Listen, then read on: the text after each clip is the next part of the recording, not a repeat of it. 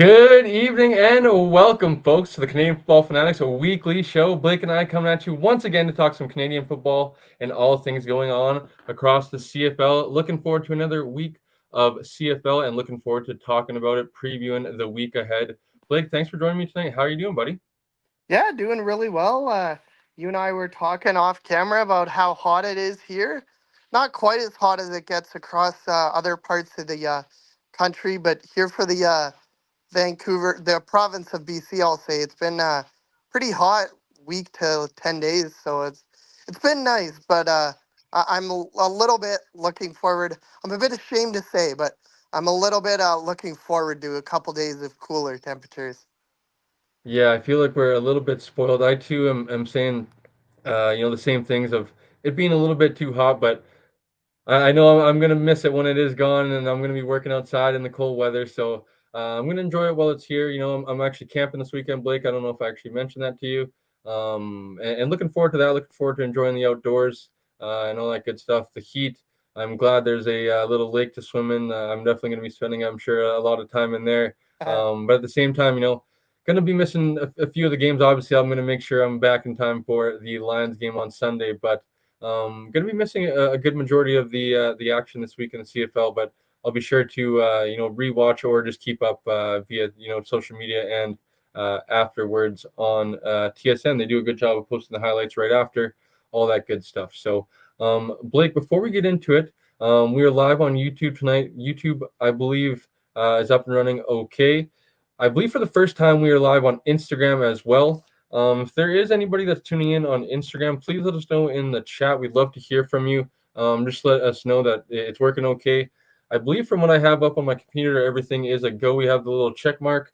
Um, Unfortunately, like I mentioned last episode on the post game recap show, we can no longer go live on Twitter or X. I tried that one again once again tonight, and was denied with a little red X. Unfortunately, Blake. So no more going live on Twitter or X for now until maybe we get a maybe a premium account for the channel's Twitter, anyways, or something like that. But we still are live on YouTube and I believe Instagram. So if there is anybody tuning on Instagram, like I mentioned, please let us know if the stream is coming up okay and you guys are hearing us live and good. So Blake, should we get into the 2 minute drill? Three Um, minute drill. the 3 minute drill, excuse me, here on the channel. I do have it properly branded though, so we are okay there, Blake. So let's get into the 3 minute drill here on the channel, folks, where we recap week 6 in the CFL action. So let's begin with last Thursday when Toronto handed Montreal their first loss of the season. Obviously, Montreal was without their starting quarterback, Cody Fajardo, went down just before halftime with a hamstring injury.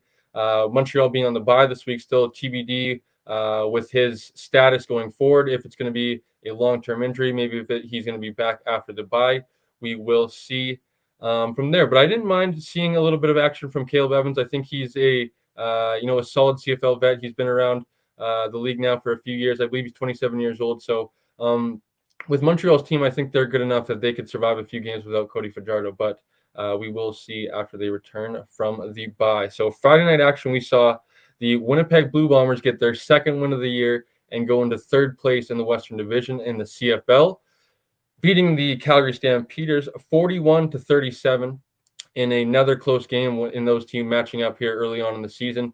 And Winnipeg controls, gets right back into the thick of things in the Western Division, especially with Saskatchewan being without Trevor Harris. I still expect BC to continue to roll here, but I think seeing some of these injuries, Trevor Harris, Cody Fajardo, you kind of learn quick that injuries happen so fast and can change things in the blink of an eye. So time will tell, and I think the Bombers will be able to maybe make things interesting for that second, third spot. But I don't know if they're going to be able to catch the Lions for first place ultimately. So on Saturday, we had the BC Lions take down the undefeated Saskatchewan Roughriders in BC Place, 35-20. Blake and I were both there to watch. It was a great game to take in, and excited to see the BC Lions play this week. And the Riders, I thought they would be, I thought they looked pretty good considering they're playing with their second string quarterback, Shea Patterson, only being in the second start. I think the Riders are going to be right there, right there head to head with BC in terms of who's going to be in first place for the CFL this season. And on Sunday, we had a absolute devastating loss. My friend Blake was in attendance for the game. The Ottawa Red Blacks came back and won with, I believe, 8 seconds to go on the clock, 37-34 over the Edmonton Elks.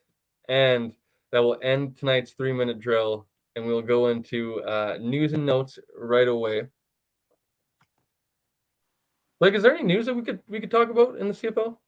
No, no, I think we should just skip this segment.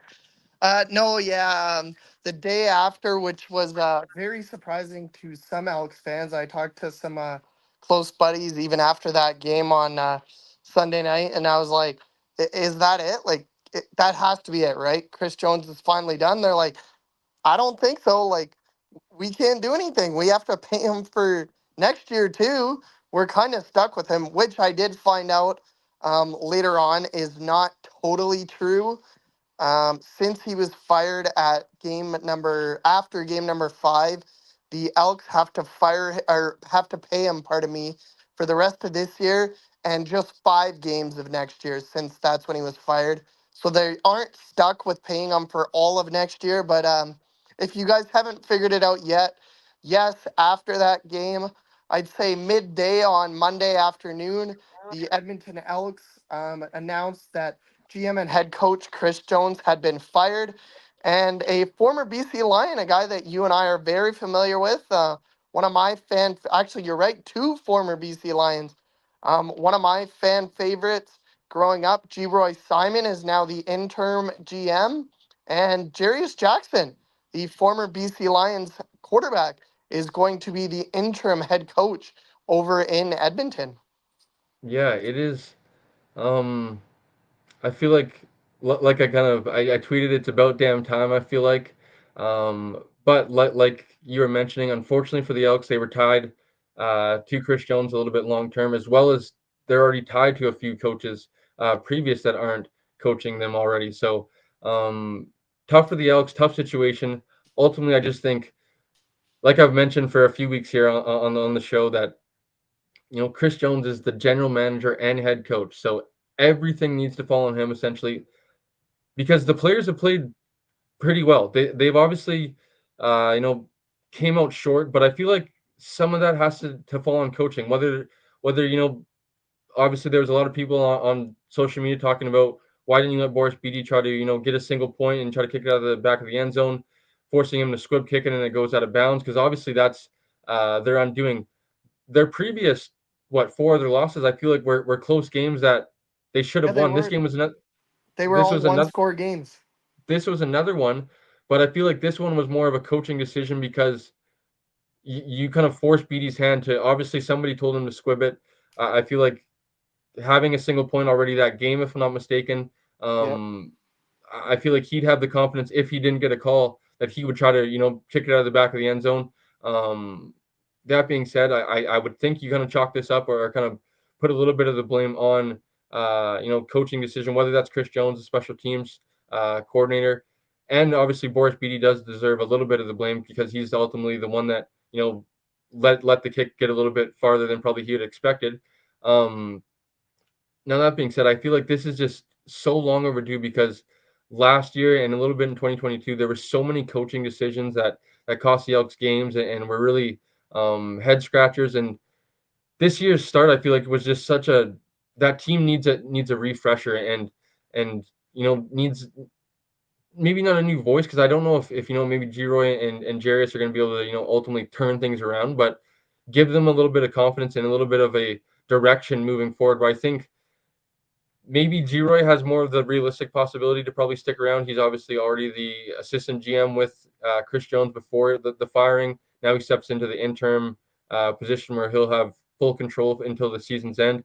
I think Jarius Jackson will probably be the interim head coach for the rest of the season, but I don't know if he's going to be ultimately the leading candidate, excuse me, uh, heading into the offseason when that comes. So I'm curious to see how this is handled. I think that they will get a little bit of confidence this week. They play Ottawa once again, if I'm not mistaken, Yeah.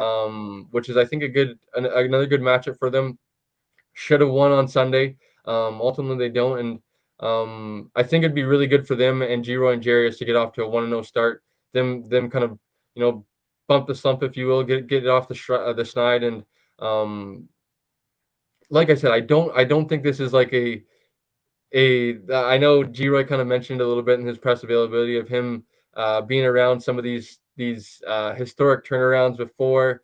And as much as I love G-Roy and Jarius, I think that's such a one-off and such a hard thing to do. The Bombers are one thing with the roster that they have. The Elks, on the other hand, I just don't think, the offense has been great. I don't think the defense has the firepower to really turn things around Oh, they get into God. that top three position in the West. Maybe Blake, could we talk about maybe a crossover position? Them get high enough up to a fourth place position in the West, and they cross over into the East. I could listen to that, but that's probably as far as I'd go as of now, and just interested to see how this team handles it. I know our main man Jay's obviously tuning in on YouTube.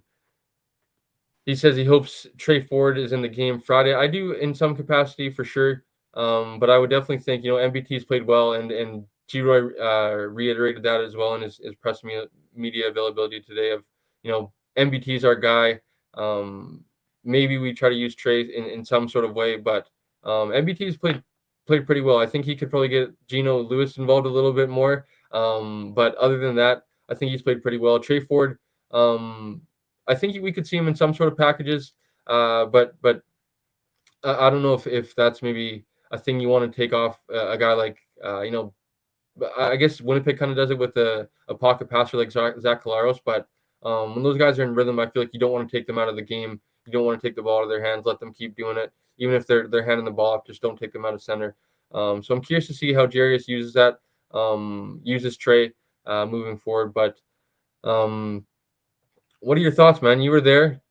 Is this kind of rock bottom for that fan base and for that organization for this to finally happen? Yeah, I think no, it definitely is. You talked about some of the questionable coaching calls, the squib pick being one, one that kept continuing to happen over and over and over last year. That led to an 0-9 start was Chris Jones inexplicably continuing to start Taylor Cornelius. And he's like, yeah, Taylor's our guy. I was like, Taylor sucks. Put Trey Ford in the dang game. Like, Taylor Cornelius is terrible. Why do you continue to start him? He got shut out by the BC Lions defense not once, but twice last year, and they still continued to trot him out game after game. I know our main man Jay, he made another comment in Saskatchewan early in the year last year where the returner didn't know the rule and he took a knee in the end zone for a rouge and they ended up losing the game 12-11. Like, that's just inexplicable. That stuff cannot happen.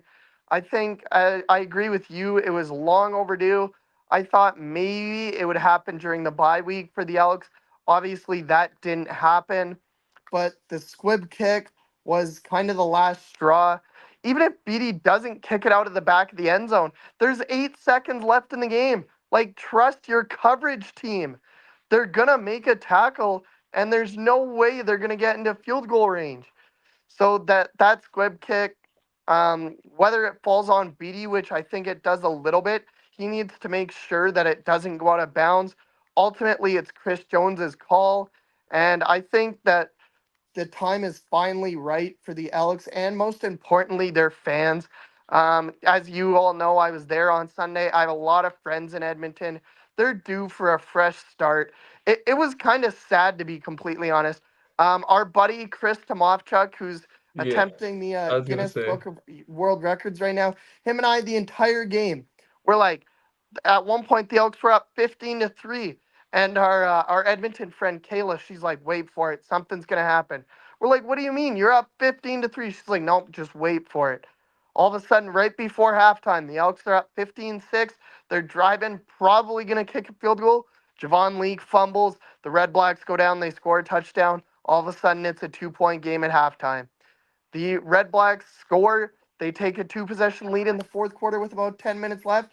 Kayla's like, that's it, we're done. I'm like, this the CFL. There's so much time. She's like, nope, that's it. The Elks come back, they score, they make it a one-score game. She's like, watch, Ottawa's gonna go down and score. I'm like, nope, trust your defense. She's like, nope, nope, Ottawa's gonna go down and score. Ottawa comes down, they get a field goal. It stays a one-possession game. The Elks drive all the way to the 1 yard line, aided by a Gino Lewis pass interference call. First down, they're stuffed. I'm like, that's all right. There's still two downs. Second down, they're stuffed. And I'm like, oh no, not again. And third down, Dakota Prukop actually goes to his left. And I'm like, oh my God, Dakota, what are you doing? This is not good. He gets in the end zone. Boris Beatty makes the convert. And of course, we know what happens after that.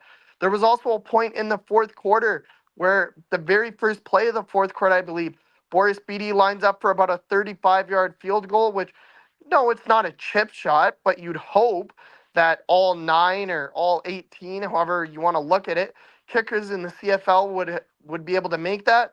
Boris Beatty misses it to the left, and it only gets a rouge. And that stuff has just been happening way, way too much under the tenure of Chris Jones. 8-33 was the overall record.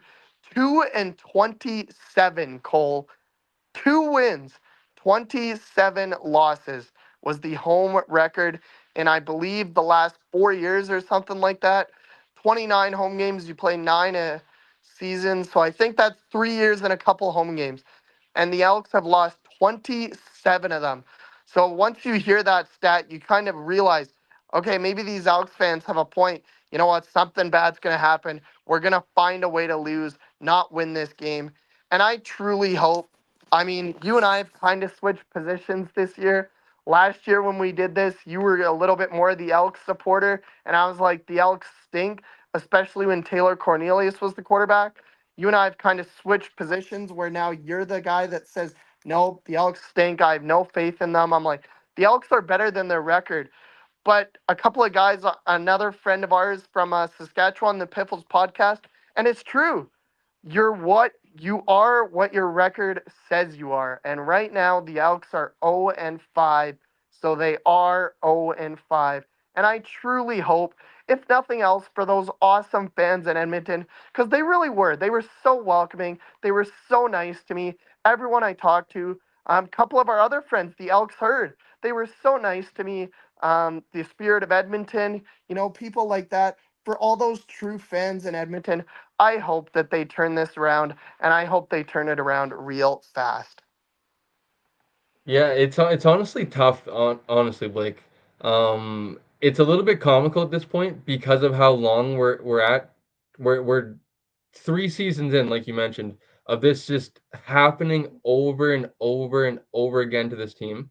The perfect phrase is elking. This team just Yeah, keeps elking, the and Elks are they gonna find elk. they find ways to lose in the most craziest ways. Like Jay said about the Neil last year, like 8 seconds left, or I think it was 11 seconds left. The kickoff happened. I'm like, No, it oh, was okay, eight. sweet.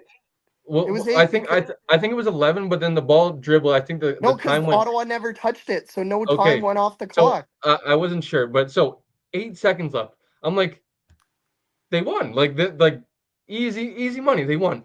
Even if he, like you mentioned, he doesn't kick it into the end zone, kicking it out of bounds, they got the ball at the 50-yard I know, line. I He know. wasn't going to return it to the 50-yard line. At most, he returns it to maybe the 40. Like that's a generous return if he kicks it to say the goal line. A generous return is the 40-yard line. Like a generous return. More often than not, he's probably going to get tackled around like the 30, right? Like closer to the 30 Yep, than the 40, I would say. yep, It yep, is more of a realistic thing. So let's give him the 40. Then they still have to get 30-ish yards to get into like reasonable field goal range, yep. 25 to 30-ish yards. Whereas they get the ball to 50, they're within 15 yards of field goal range, one play. And it's like when they got the ball to 50, when the ball went out of bounds and the ref spotted the ball at 50, I was like, they just lost. The game was over. The game was literally over before they even threw a pass. You knew the game was over. They Yeah, had to because still when they when still had they to get yards, and you knew that the Elks were hopeless. They were dead in the water. Yeah, because even after 50, let's say Drew Brown doesn't complete I believe it was a 31-yard pass or whatever it was, but like even if it's incomplete, Lewis Ward can still kick it out of the back of the end zone and they win by a rouge.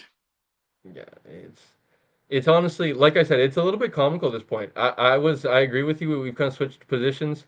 Even coming into the year, I had a little bit more faith in them. I ranked them fifth coming into the year with my first power rankings.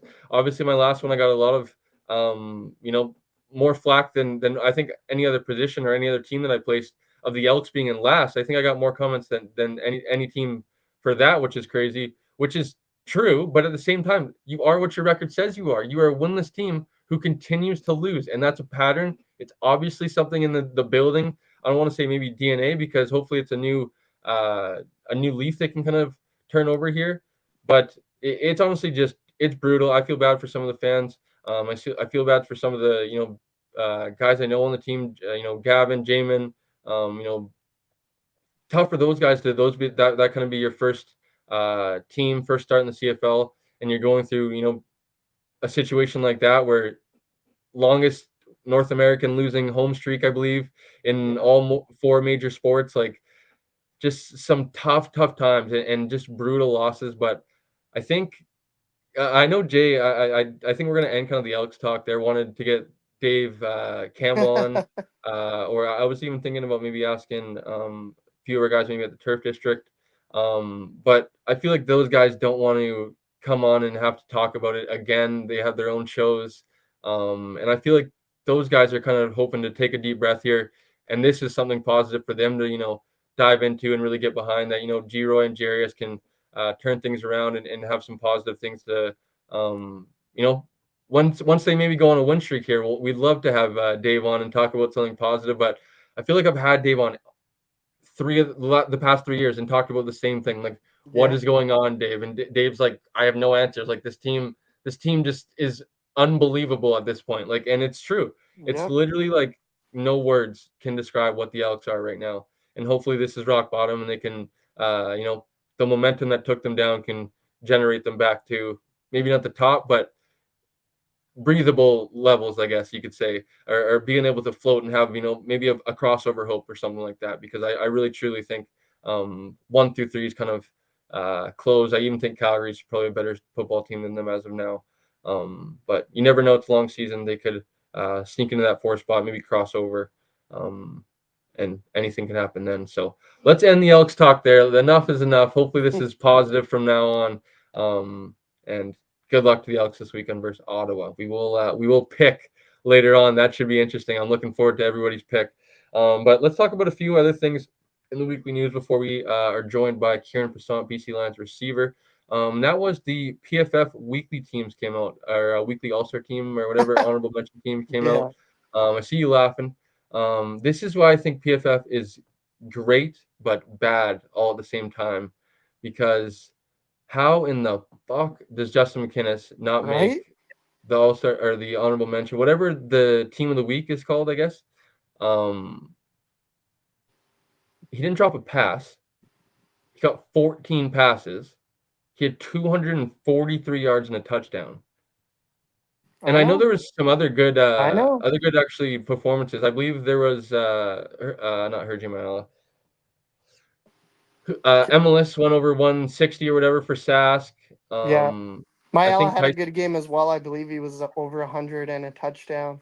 I think Tyson was like fairly quiet for his standards this year. Like nothing. Yeah, there He there didn't was have 200 yards. the red black that played in his first game, Pimpleton, Callie Pimpleton, 170 and a touchdown, I believe it was.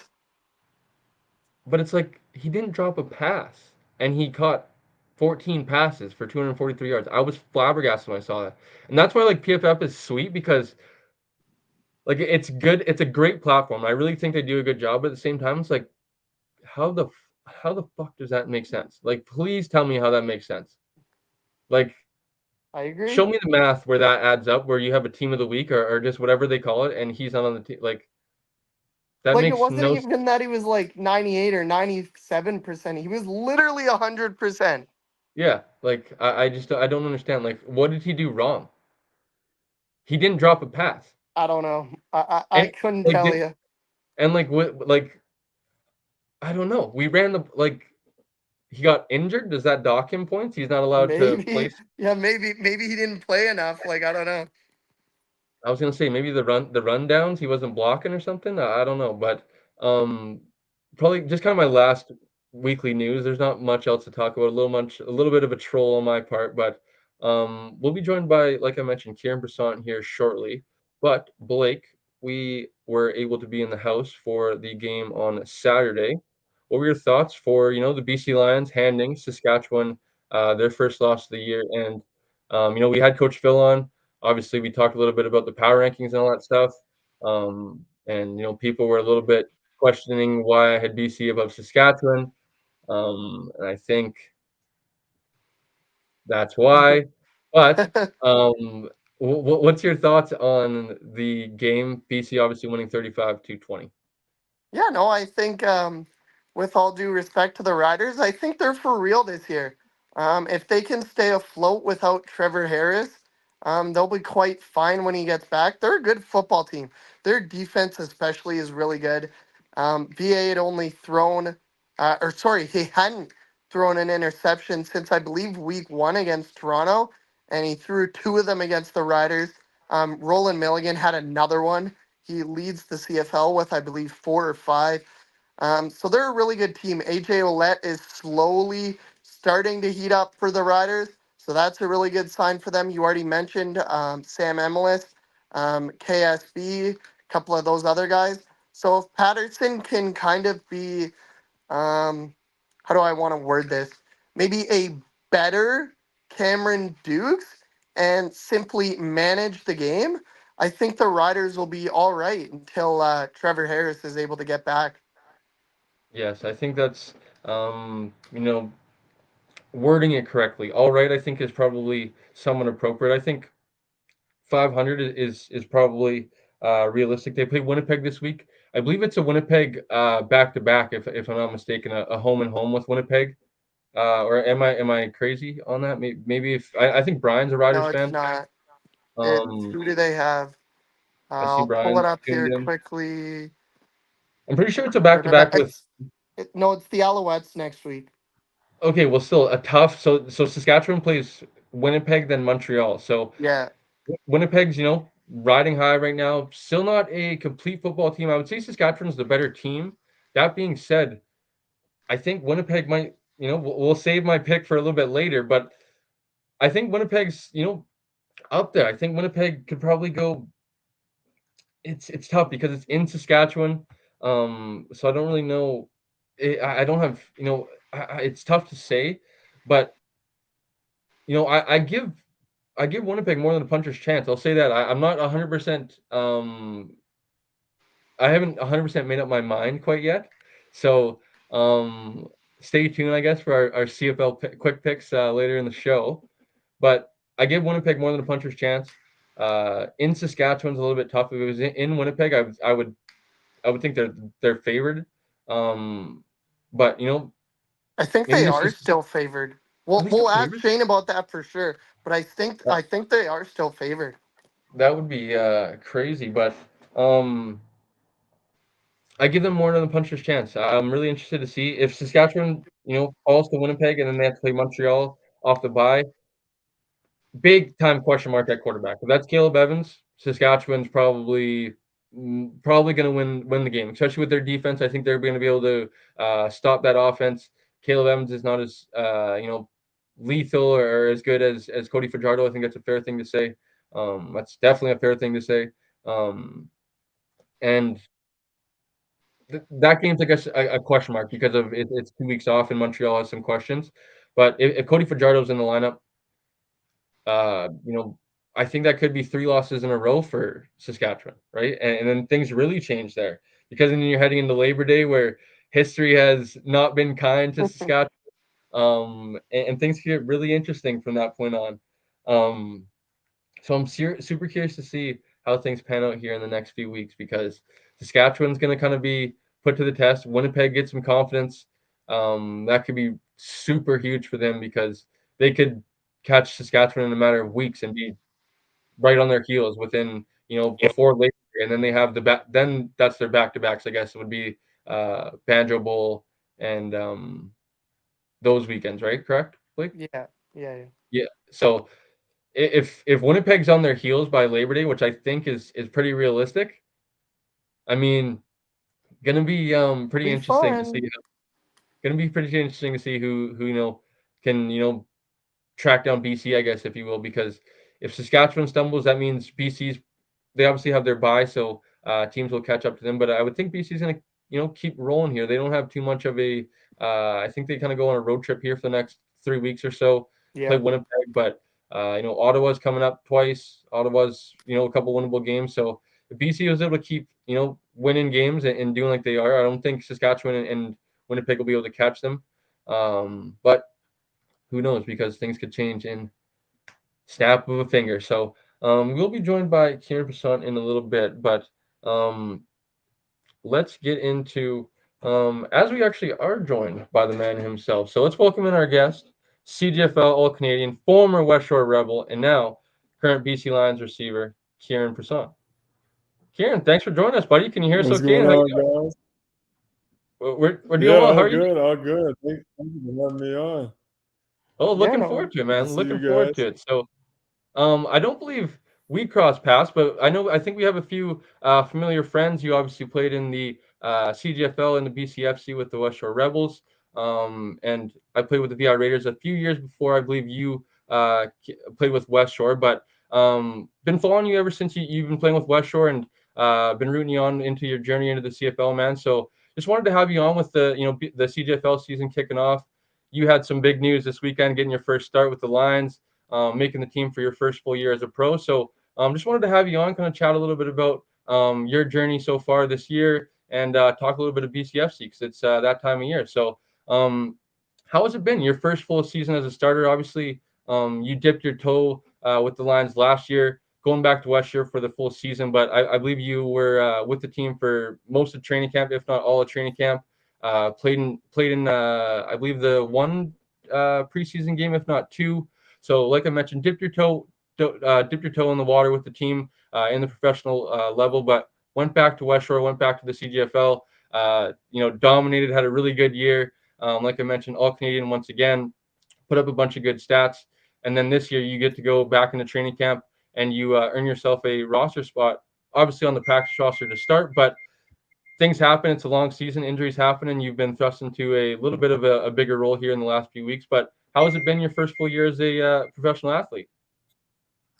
Yeah, absolutely. You're spot on with all that information, which is great. But yeah, it's been awesome, man. It's been a really good opportunity. You know, opportunities are hard to come by a lot of the time in football. I mean, especially for junior players, it's you don't necessarily get as much opportunity all the time, right? So it's been really fun. It's been fun, going to practice, just playing the game, and getting to do that as your job is pretty sweet. It's what I've been striving to accomplish since I was a little kid. So it's great to kind of see things progress, and I'm just taking things one step at a time, trying to enjoy it all, take it all in.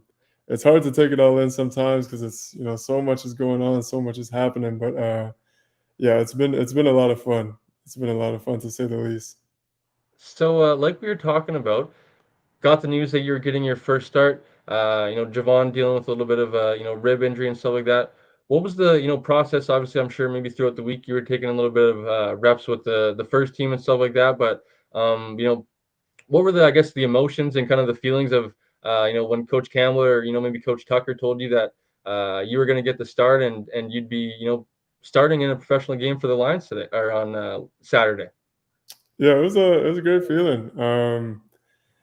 I mean, just to keep my head level, I try to take things one step at a time, one day at a time, and just um, uh, Coach Jordan, our offensive coordinator, he always just says, "Be where your feet are," and take things one step at a time, be present. So I was just going through practice like it was any other week. I try to whether I'm on scout kickoff, running down on scout kickoff, or taking first team reps. I try to give it the same energy and the same effort every day, no matter what it is I'm doing. But it was an amazing feeling to get that opportunity, because, like I said, opportunities are not always easy to come by. So it was a really exciting moment, because obviously I've put in a lot of hard work and a lot of effort towards making those sort of things come true. And yeah, it was really exciting. It was a lot of fun. Opportunities are always a good thing. Experience is always a good thing. So I was just happy to I'm just happy to keep learning, keep growing. There's guys on this roster. All the guys on this roster are so talented, and you can learn something from everybody. So just to be around these guys every day is a blessing. To learn from these guys every day is I'm really fortunate to be in that position. And yeah, like I said, the more experience I can get, it's always a good thing to do that, right? So it was great. Yeah, absolutely, Kieran. And you talked about all the talent in that wide receiver room. Guys like Justin McInnes, Keon Hatcher, who's making his way back from injury. We've kind of heard rumors that he probably won't play this week, but he's real close. Alexander Hollins, who's someone that you've kind of leaned on, even the guy that you're somewhat taking the place of right now, Javon Katoy. He also played in the BCFC with the team that I kind of root for, the Langley Rams. So, who's someone that you've leaned on throughout the early part of your career? Man, I've been thinking about that question, and I've come to the conclusion that it's just I can't even just pick one person. Like that room, this receiver room is so talented, and the guys are such great guys that it's impossible for me to just pick one person. You know what I mean? So having a guy like Javon to help me out with whatever I need. I mean, he's the best at what he does, right? So having a guy like that to help me out with what he does, and all these guys are so good at so many different things, right? So there's so many things to learn from each individual player. And Aiden Eberhardt's been helping me out a lot. Justin McInnes, he's the top receiver in the league, and he's another Canadian guy too. Alex Hollins, Terry Williams, Stanley Berryhill, like Keon Hatcher. These are all amazing receivers. You know what I mean? And there's something to learn from everybody, and they've all been playing their part in helping me progress and helping me learn and become a better receiver, right? So I've been extremely fortunate to have such great guys around me, and such great teachers around me. So I would have to pick all of them. I'd have to pick all of them at the same time. Good answer. And I would Yeah, imagine having a guy like Coach Tucker too in the receiver room. A guy that you see every day, obviously in meetings and stuff like that, who's done it himself, was a pretty good player himself. I'm sure amazing. I'm sure he reminds you guys a little bit about that as well. But he's probably a good mentor to have as well and to lean on and stuff like that. So just really surrounded, I feel like, by a good mentorship and leaders in that locker room. So Yeah, um, for sure. talking about a little about the game on Saturday, you didn't have too much of an impact, but you did catch a big first down. Yeah, Obviously, you had the yeah, one reception for 9 yards.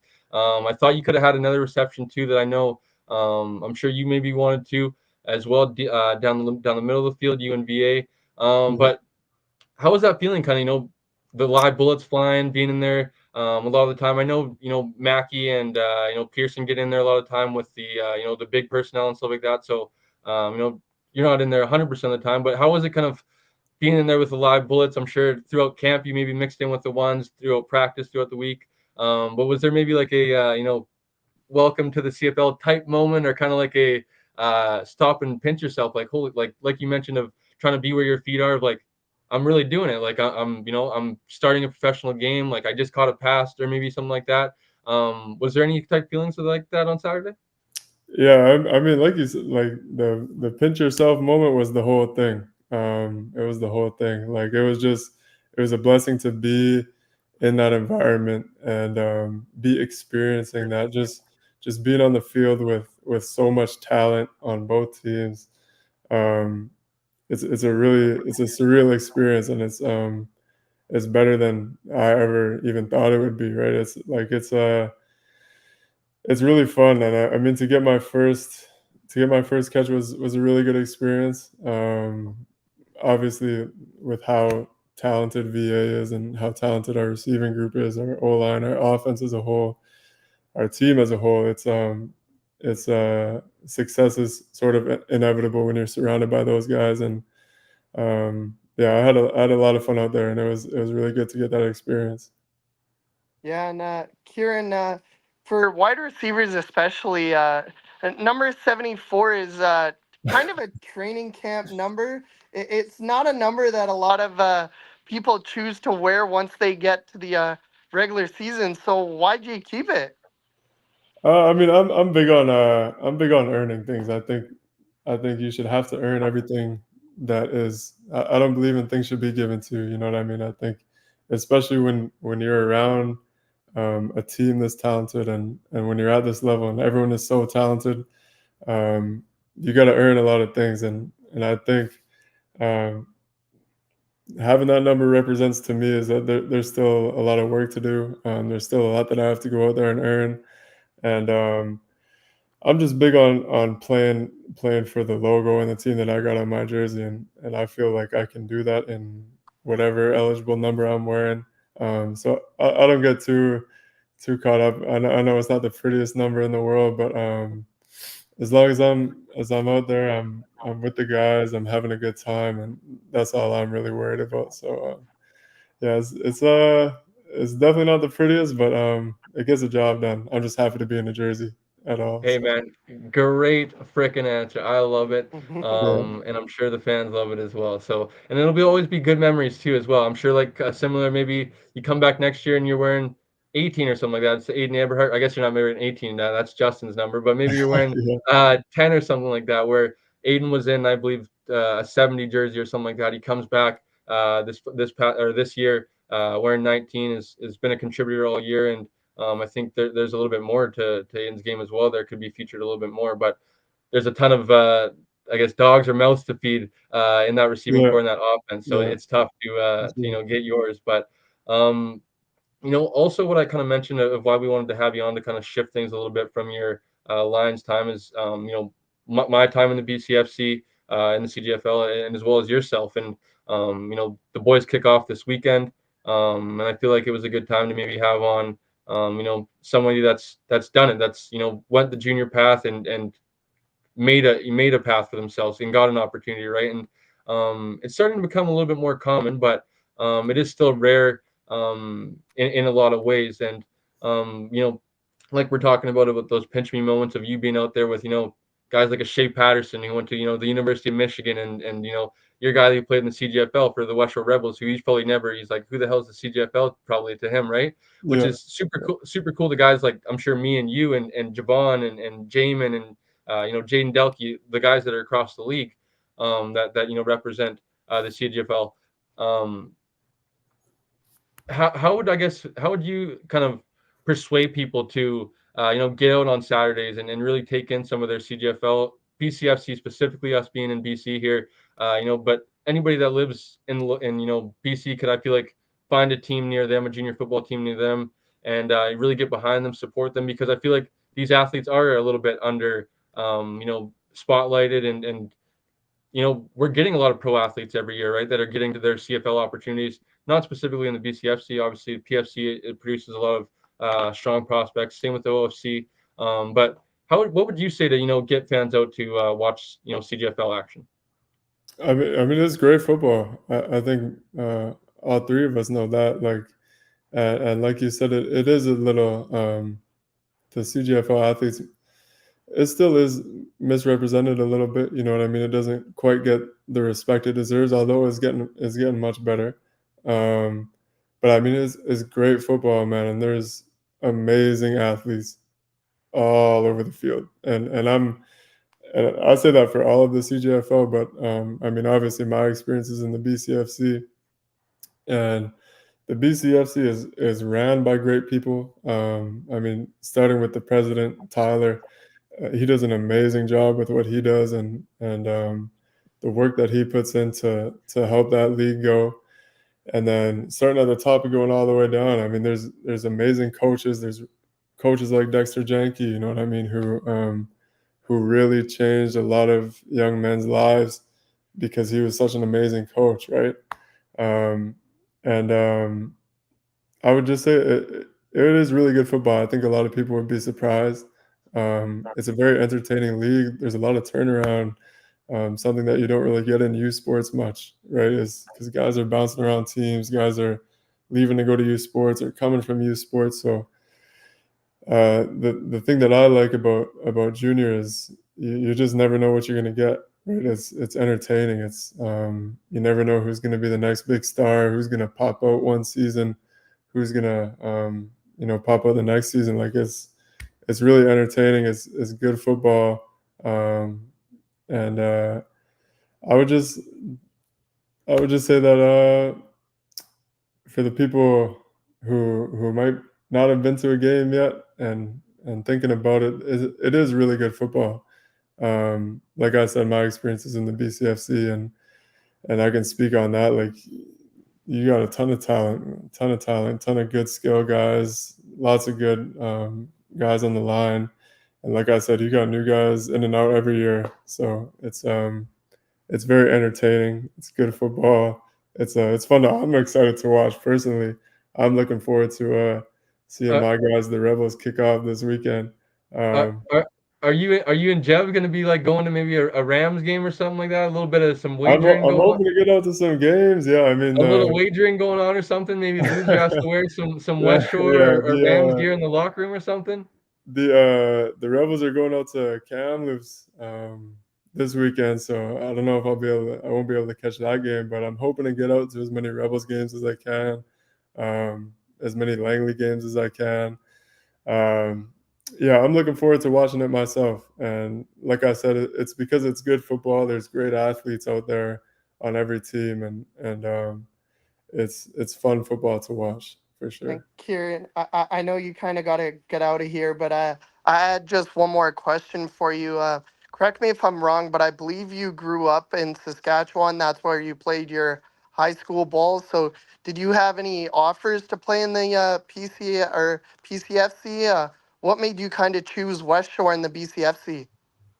Yeah, yeah. I definitely explored that a bit because I mean the PFC is a great conference as well, right? They got great teams, great talent. Like you said, I grew up in Saskatchewan, so the football is amazing out there in the prairies, Alberta. So I definitely explored my options out there as well. And I guess what really drove me to come out to the BCFC was that I wanted to. I mean, BC is beautiful, right? There's like these teams are in Kelowna and Victoria and Nanaimo and Prince George. Like these are really nice places to live, right? So I wanted to experience something new. I wanted to move out and sort of learn how to be more independent, I guess, and move away from home, kind of get out of my comfort zone a little bit.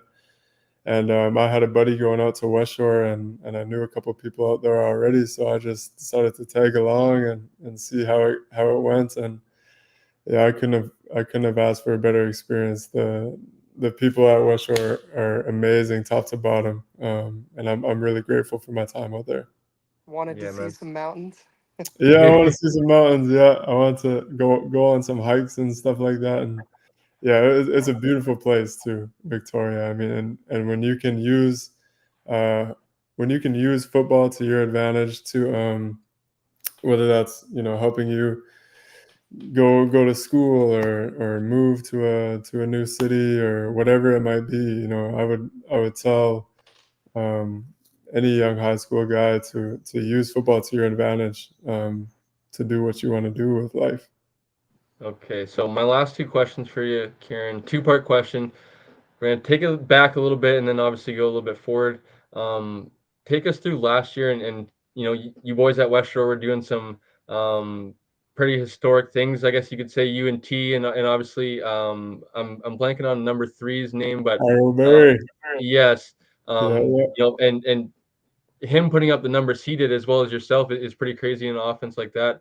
I grew up watching a guy named Jordan Yance. I don't know if you know him, a Sasky guy as well, Mhm. who came to the Raiders and did a lot of good things. And T was doing a lot of good things as well. But um, how was that time for you guys?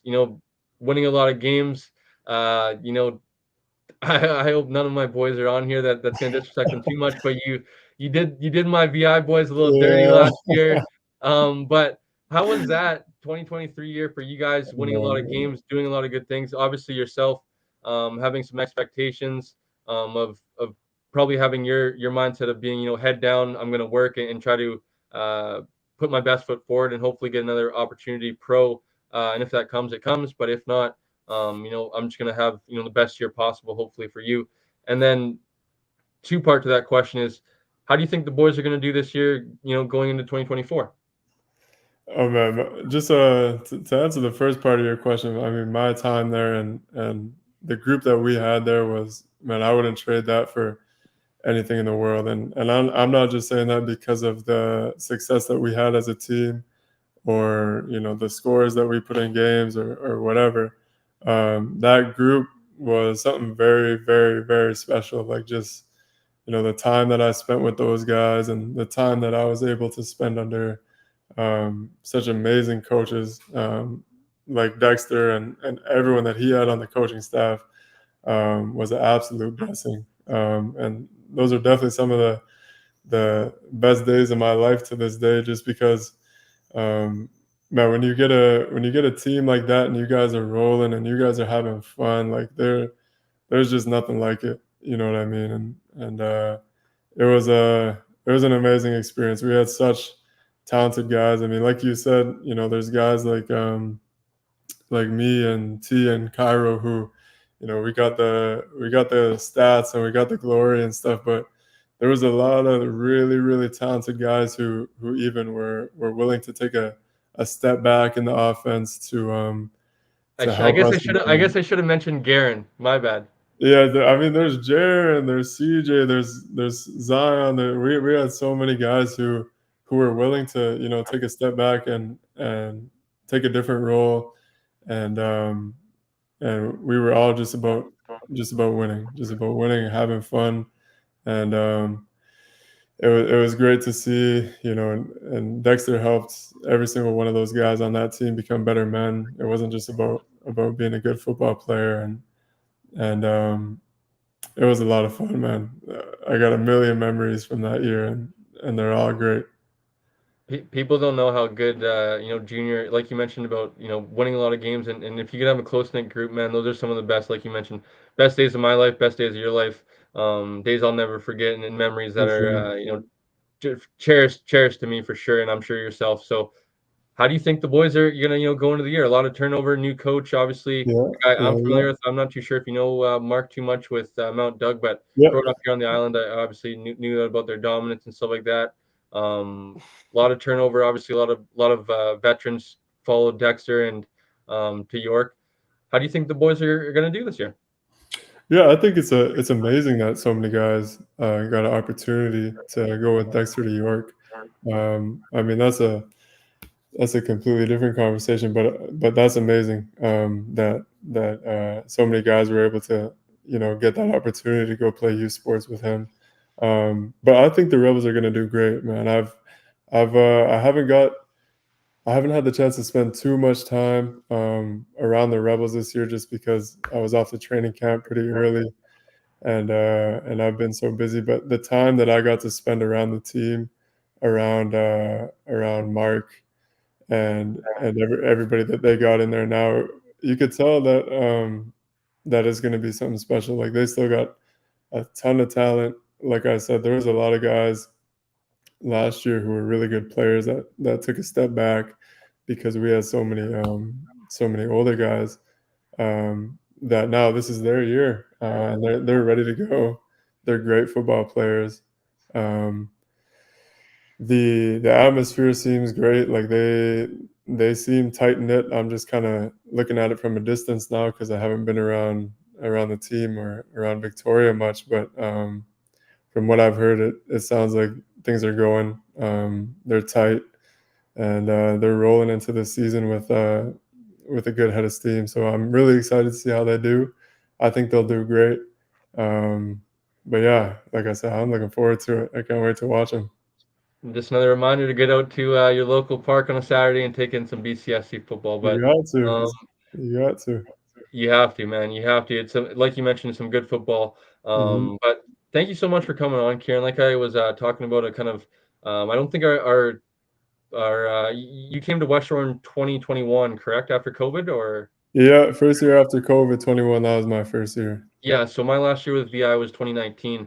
But I believe Hmm. you played with a friend of mine, Eli Nelms Horton, Oh who yeah, yeah, yeah. yeah, good friend of mine. Obviously, played with the Raiders. My last 2 years with together, and still a good buddy to me this day. Still come, we visit each other, stuff like that.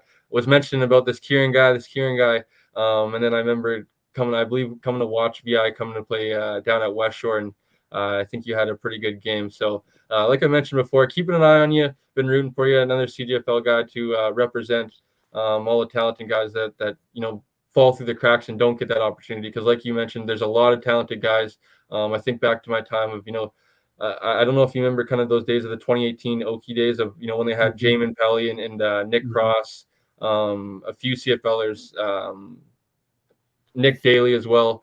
But some other guys that probably could have been, and just, for whatever opportunity or for whatever reason didn't get their opportunity. Like I mentioned, fell through the cracks.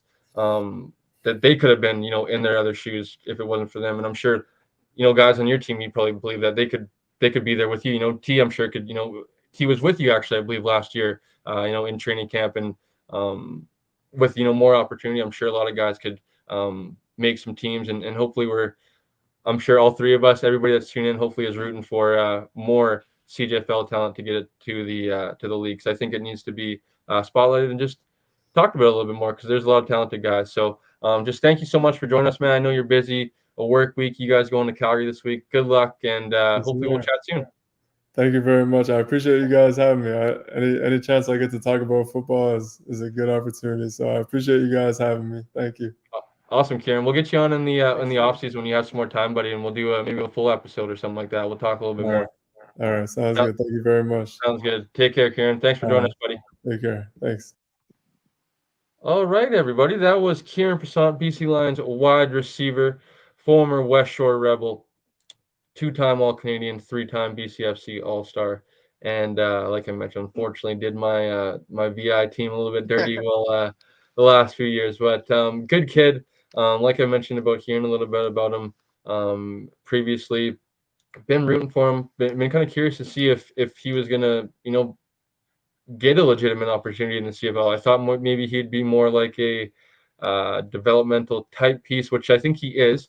I think that this team, he's been thrusted into a little bit more playing time, probably earlier than the original plan for him. But I thought maybe this is going to be more of a special teams type kid, where he's getting into the lineup already. Could have had two catches, only had one reception, 9 yards, nothing crazy, but I think with more opportunity, unfortunately, in that receiving core, like I said, a lot of mouths to feed, going to be hard to get your opportunity. But, um, you know, if he can do what he just said of, waiting for your opportunity, stepping in and knowing your role, which, I was so curious to see what he's going to say about the number question there, Blake. He hits us with the mature professional answer. I'm like, holy smokes, great answer, my man. 74 has to be earned. I love it. I would imagine, he probably is going to have motivated offseason, I would say, of, tasting a little bit of playtime in the professional, in the CFL, excuse me, in a professional level, because obviously, Keon's coming back. Keon's going to be, taking one of those spots. If Javon's back, I know Javon didn't practice today, which is, a little bit, I don't know about Yeah. concerning, but a little bit, I guess, of a bummer, I guess I would say, is probably appropriate, right? You never want to see Javon miss 2 games, and then that would be two of 3 games with that, or no, that'd be 3 of 4 games, I think. Hey, because he's missed one game previously, and then he'd missed the two back to back. So never want to see Javon miss any games. But DNP today at practice with his rib injury. So curious to see. Keon's going to slide in back into the starting lineup whenever he gets back. That being said, if it isn't this week, maybe Kieran's starting once again for a second week in a row. So that'd be cool, and looking forward to seeing if he can get cracked the starting lineup once again. So um, I believe it is Blake. Did you get it Seven or no? o'clock. 7 o'clock. Oh, Yeah. the Okay. schedule? No. I couldn't find it yet. Okay, that's all good. We'll talk about it in a little bit here. So let's get. I was thinking before we have Shane on, maybe we can do this every week, just the two of us. We'll But do we'll do it after. We'll do it after. I know what you're yeah, thinking. no. We'll do it after. But I was thinking maybe weekly we could pick the games. Sure, we can do that. I'm sure somebody in the chat, if he's tuning in, might be a little bit mad, but maybe he can join us. But let's get to it. 7:02, 2 minutes a little bit late, getting our main man on. Like I mentioned, pretty much a co-host on the channel now, joining us every week to give us our picks, bets, information, all that sort of good stuff. Our main man from 13th Man Sports, Shane Ryan. Shane, thanks for joining us once again, buddy. How you doing? Not bad. How are you guys doing tonight? Doing Oh, we're good, doing Shane. pretty Doing well. Doing good. pretty well. Excited to take a shot at picking once again and talking some more football. Yeah, how did we do last week? What Not was good. Yeah, we did all right. I did not too bad, boys. I'll say myself. I'll start with myself first. I went 3-1.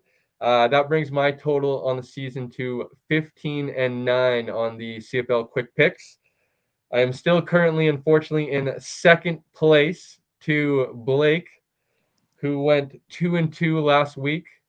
He is 16-8, one win ahead of me. Yes, that is Ooh, correct. that's One tight. win ahead of me. That's tight. That is a tight race, folks. I need one more this week. I'm hoping for. I think I know what matchup I can get him on for an opposite pick here, but. And then Shane is in last, but Shane is also a little bit handicapped because Shane is handicapped -4 games. So Shane would have to be a win percentage I or was something gonna like say that win percentage. Yeah. at the end of the year. So Shane is in last, but we will wait for the end of the season for final calculations to see who actually holds the last place. We'll say ribbon or certificate, whatever we want to crown them. Maybe I guess loser buys first round at Grey Cup. We'll say that or something like that. Yeah, that would Um, work. so Shane is after a 1-3 week, tough week for Shane. He is 500 Yes. on the season at 10-10. So, Hey, like you I know mentioned, what? Shane is 4 games back of us, though. So isn't terrible, but isn't great as well. He is going to have to make up some ground, and Shane is going to have to probably get a little bit risky here in the coming weeks. Probably not pick as much either with us, or maybe hope for us to mess up on the 1 or 2 times a week that we don't pick the same. But in the CFL, only being 4 games, it is usually a little bit tough to get too many different answers. That being said, we have actually had that in the last few weeks, so maybe that will continue to happen. But I guess Shane, if you want the honors, I saw you a little bit. Did you want to mention? Did you want to? Yeah, I'm just saying. I know my picks. I went 1 for 3, but my betting picks I went 9 for 12. So I'll take the win there. I went 2 for 3 every day from Thursday, Friday, Saturday, and then I ended the week 3 for 3 with the Ottawa Edmonton game. So I will take the 1-3 record. I'll take the 9-12. So win some, lose some. I'm gonna take the ones that won myself some money. So Win some, lose some is right. And for those that maybe want to follow Shane, I saw Shane tweeting out all weekend of posting his bets and stuff like that. So if maybe you do watch the show and you listen to Shane, you say, I want to pick who was it last week? Ottawa, or no, not Ottawa. Who did Shane pick that he lost last week? Let's see. Calgary. Let's say Calgary. bro, that was But such maybe a you have to pay. disappointing game. But maybe you pay attention to his social media and you get the the betting props and stuff like that, and you can make some money that way. So pay attention to Shane's social media. He's always giving out some good CFL prop bets and all that sort of stuff throughout the weekend and during the games, before the games, all that stuff. I know he's writing some articles, previewing those prop bets and all that stuff. So make sure you're following Shane on social media and 13th Man Sports on social media as well. So That let that Calgary Winnipeg game was so disappointing to watch. Like I was Well, we'll get into I guess we It's won't, okay, but Shane. It's okay. Shane, we got into a lot. I'm sure for your sakes, you were quite excited. Well, actually, I saw you tweeting. You know, the OMG after the, I believe, squib kick out of bounds was that was the process of Oh that. my So I God. guess that's probably a good. I know I said we were going to stop talking about the Elks, but Shane, being the Ottawa Red Blacks fan, can maybe take a little bit more of the joy side of this, of getting a There win is out no of joy. nothing. Like, There, I don't well, know. well, there might be for Shane because Shane was probably thought he was dead to rights, and Ottawa's coming away 2-3, right in control of their destiny in the East. But what were your thoughts when you saw that ball go out of bounds and you knew that Ottawa was going to get the ball at the 50-yard line? Yeah, I mean, I don't know what they were thinking personally. Like BD, I mean, I posted it. If you follow me on Twitter, you would have seen my spiel and my opinions on it. But BD had a single off of the kickoff earlier in Yep. the game. So Yes, he when they did. scored that touchdown, I'm like, okay, well, we're gonna this is where it goes because they're gonna kick it. BD has a leg. They're gonna attempt to kick it through the end zone and take a 1 point lead and get their first W of the season. That clearly didn't happen. So I mean, to be fair, if their defense made a stop and Pimpleton didn't catch that, they don't get that walk off, or it's a lot less likely that they get a 58-yard walk off field goal at the end of the game. But I just don't understand even the thought process to even consider. Like, I would have understood if Dedman was on the field, but he wasn't. It was Tobias Harris and Khalil Pimpleton that were your returners. So I would take a chance with one of those two. I will never understand the decision to squib kick it there. But hey, Joe Brown laid it right through like three defenders to Pimpleton. Pimpleton came up with a great catch, and they walked away with another win. They don't ask how; they just ask how many at the end of the year, right? How many? So that's what we're going with. But as an Ottawa fan and as someone who covers the team, it's still not good enough. Like, all three wins have come down to the wire. They haven't played a complete game on either side of the ball. So I think Friday's matchup is going to be an interesting one to see how both teams play, considering the short week. Yep, it will be interesting for sure. A rematch as well. So let's get into it, boys. CFL quick picks this week. Let's start off the bat. Edmonton and Ottawa. A pick that, like I mentioned, boys, I'm interested to see how Edmonton responds from this happening. I think they will get a little bit of, juice or momentum. Ottawa is like Shane mentioned, a little bit to, work on or a little bit to be desired. All been close wins. But that being said, I said something last week. I'm going to hold to my guns. I will not pick the Edmonton Elks until they prove me wrong. I will continue to pick against them because they have done me too wrong for too long. So I'm going with the Ottawa Red Blacks, and I will pick against the Edmonton Elks every time until they prove me otherwise. So I will go to Blake first. Who are you picking and why? Man, oh man, Cole. This might be the week where you guys can gain some ground on me. He's going to Edmonton. Wow. I don't know. Like, Are you actually going Edmonton? Dude, you you're me. saying You're me last year. You're literally me last year. I'm telling you right now. You're me from last year. It's not gonna work. I promise you. I You know, can you but can you Shane, can will you them to said victory, and no, they no. find ways to lose. They elk all over themselves every time. Shane, you said it last week. You said whoever was gonna win last week wasn't gonna win back to back. You said they're gonna split the home and home. Well, I I'm did. I'm You I'm are right, but I'm contradicting myself. I But just like, I think the coaching, you see it in all professional sports.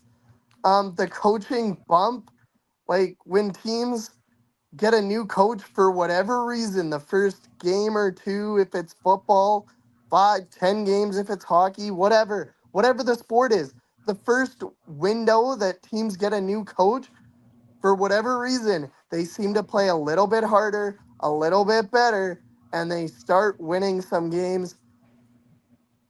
I don't know why, but I'm going Edmonton again. my issue is it's a short week. Like, you played Sunday, you're Well, in. how Jerry much said they're not change gonna are be you able to do really much. going to have?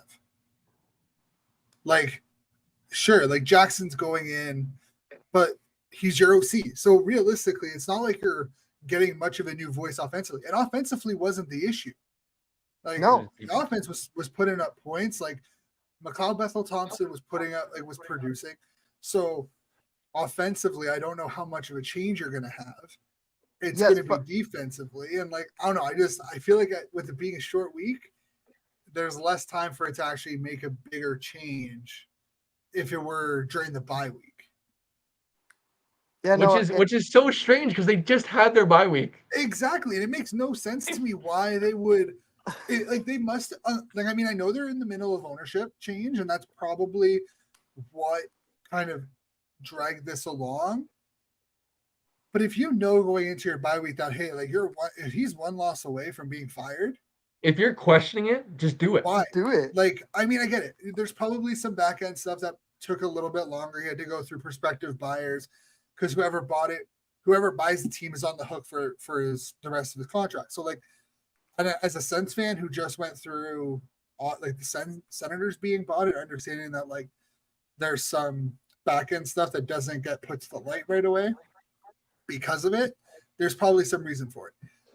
But man, just let him get through the other week. Like, what's the difference between firing him on Monday versus allowing him to coach one short week and then firing him on a Saturday? A sixth loss. But what happens? But if there's no guarantee you're going to win with Jackson. No, I know, but Like, I don't know. I feel like you're putting yourself in a negative situation by firing somebody during a short week, because then there's this lofty expectation of like, oh, new coach, which means they're going to play harder, they're going to play better. And if they don't play like that right away because they're learning new and they're being adaptive and they're trying to adapt to a new guy running the show, people are just going to continue to complain about the team. And then Jackson's going to be in the hot seat by the fans. I don't know. I don't like how it went down. I feel like they've set up Jackson to kind of fail a little bit based off of when they fired Jones. But that's just me. That's just my opinion on it. I don't think it's setting him up right in a way to win and have like a progressive season. so long Boys, story short, after this game, Cole will probably be tied with me, and Shane will probably gain a game. I'm just saying, here's the thing. Ottawa hasn't played great either. So like I'm not going to say you're wrong for picking the Elks because Ottawa hasn't played great consistently either. So, like, it's another toss up game. I think it's a 50-50 game. So it could go either way. I just don't think the issues that are plaguing the Elks don't just magically go away with Jackson now at the helm of the team. yes, I have a little. I don't know if it's a hot take. I guess it's more of a prediction than anything. My prediction is that Jarius Jackson ends up not being rehired as the full-time head coach. Jordan Maximic, BC Lions offensive coordinator, will be the next Elks head coach. I'm telling you. That would not surprise me at all. I think it depends on how well if Jackson wants it and how he does the rest of the year. Okay, I was saying I think G-Roy is more safe than Jarius because I think it's easier to, G-Roy's been the assistant general manager, I believe, since Chris Jones was hired. I think Jarius is going to be given the runway to, audition type thing. Whereas I think G-Roy's a little bit more, he could be in that role full time. I think Jarius is more of, show me what you can do. And I just don't think he's going to, I think show me what you can do is like basically turn us around. And if you win a few games, like I feel like what is the use of rehiring somebody that won us a few games compared to like, that's not the culture that you want to set. You want to set a guy that turned us around. That's the guy you rehire, not a guy that, oh, we won 3 or 4 games with Jarius Jackson. Let's rehire him so he can win us another 3 or 4 games the next year. So like my thinking is that they win another 3 or 4 games. They get a little bit of momentum. G-Roy stays in up in the general manager's chair, and I believe Jordan Maximic's actually a Alberta born Yeah. guy. I think BA and him are going to continue to have success. He'll be that hot offensive coordinator, which he should have been for the last few years. Obviously, it ends the wrong way, so you maybe don't get the a little bit of a shine because you lose the final game of the year. But he was doing great things, and I think it would be it is kind of a question like, is it maybe a little bit more credit to the system than not to take anything away from Nathan Rourke or VA, but these guys, everybody that steps in almost does pretty good. So I feel like Jordan Maximic's that guy that should be given that opportunity to be a next head coach. So I'm curious to see, and I'm gonna I guess predict it. I don't think it's a hot take. I'm gonna go with a prediction. I think Jordan Maximic will be the next Elks head coach. So that'll close out the first game of the week, and we actually have a double header again, boys. This brings me back to the olden days, the coming home from school, seeing a game at 4 and then 7 the Lions will be playing. We have another game on Friday night, and it is I would love it. I don't know if it's pre-games at 6:30, and I maybe missed No, missed. it's overlapping a little bit. Yeah, I was gonna say why overlapping? Just start at 7 so that the end, if it's a close game, I hate that. But the next game is Winnipeg at Saskatchewan on Friday night. That's at 6:30, and this is gonna be a good one as well. I'm actually gonna be I'm gonna pass this to you boys first and kind of base my thoughts honestly on what you guys pick, because like me and Blake were talking about earlier, I don't really know where to go with this pick.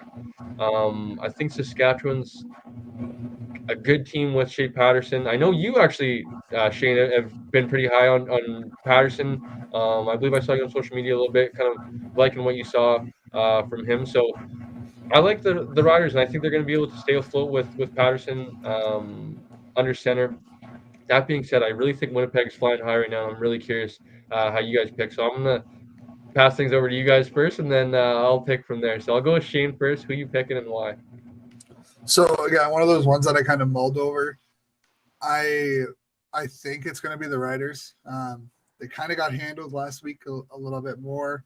Some self-inflicted wounds kind of threw the game out of their way. But I don't know. I'm still not sold on Winnipeg.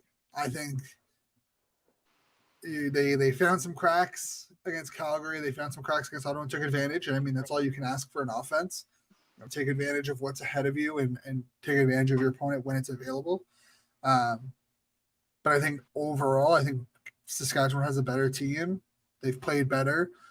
Patterson keeps kind of growing, from his first start to his second start. I believe this is now his third start of the year. So it's going to be interesting. I think it's going to be a high scoring game. I think you're probably looking at 50 plus combined points. I think you're going to see Calero start to figure it out a little bit more. The game breaker for me would be that right tackle spot now that Hardrick is out. Can they stop a Willie Jefferson from that right side without having to use your running like Ouellette or your receiver to kind of come in and support, taking them out of the play a little bit? That's going to be a battle to watch. I don't know if it's a deciding factor, but it's definitely a storyline to watch for that game on Friday. So you're going with the Riders, correct? Yeah. Shane's going with the Riders. Blake, who you picking and why? I'm gonna go with the Riders as well. Wow. I think similar to Shane, I just think that they're a better team, especially that defense. They're such a ball hawking defense. They've been so good this year. We talked about it kind of at nauseum about both in the post game and earlier in this show about how they were so good against VA. They kind of held him to his worst game touchdown wise. Obviously not yardage wise, but touchdown wise and interception wise this year. And I'm just not convinced with Zach Collaros. He finally threw a touchdown pass last week for the first time in like 7 or 8 games, whatever the number was. But it was only 2 or 3, and it was against a Stamps team that's plain and simply, I don't think that good. I'm just, I'm still not convinced about the Bombers. They have so many injuries. It's been talked about that new Riders third jersey. They're going to be wearing that on Friday night. I think the Riders will get the first leg of the Prairie rivalry, and yeah, I think the Riders are going to improve to 5-1. Those jerseys. Sorry to interrupt before you get going. So good. Those jerseys look sick. I'm so excited to see them on the field. Dude, they're gonna be so good. Like they need to go to that logo full time. Like I don't care if it's considered a hot take or an unpopular take. That third logo or the second logo, I guess, it should be their primary logo from next season onwards. We'll see though. I agree. I like them too, but I don't disagree with you guys. I don't know what's telling me to pick the Bombers because I agree that Saskatchewan's a better team. Questions about Jamarcus Hardrick, being able to keep Willie off, Patterson, definitely questionable. Zach hasn't looked himself, which is weird, but I think maybe it's Brady Oliveira. I really think it honestly might be just Brady Oliveira single-handedly because he is the straw that stirs the drink for them, and Zach doesn't have to be, Zach.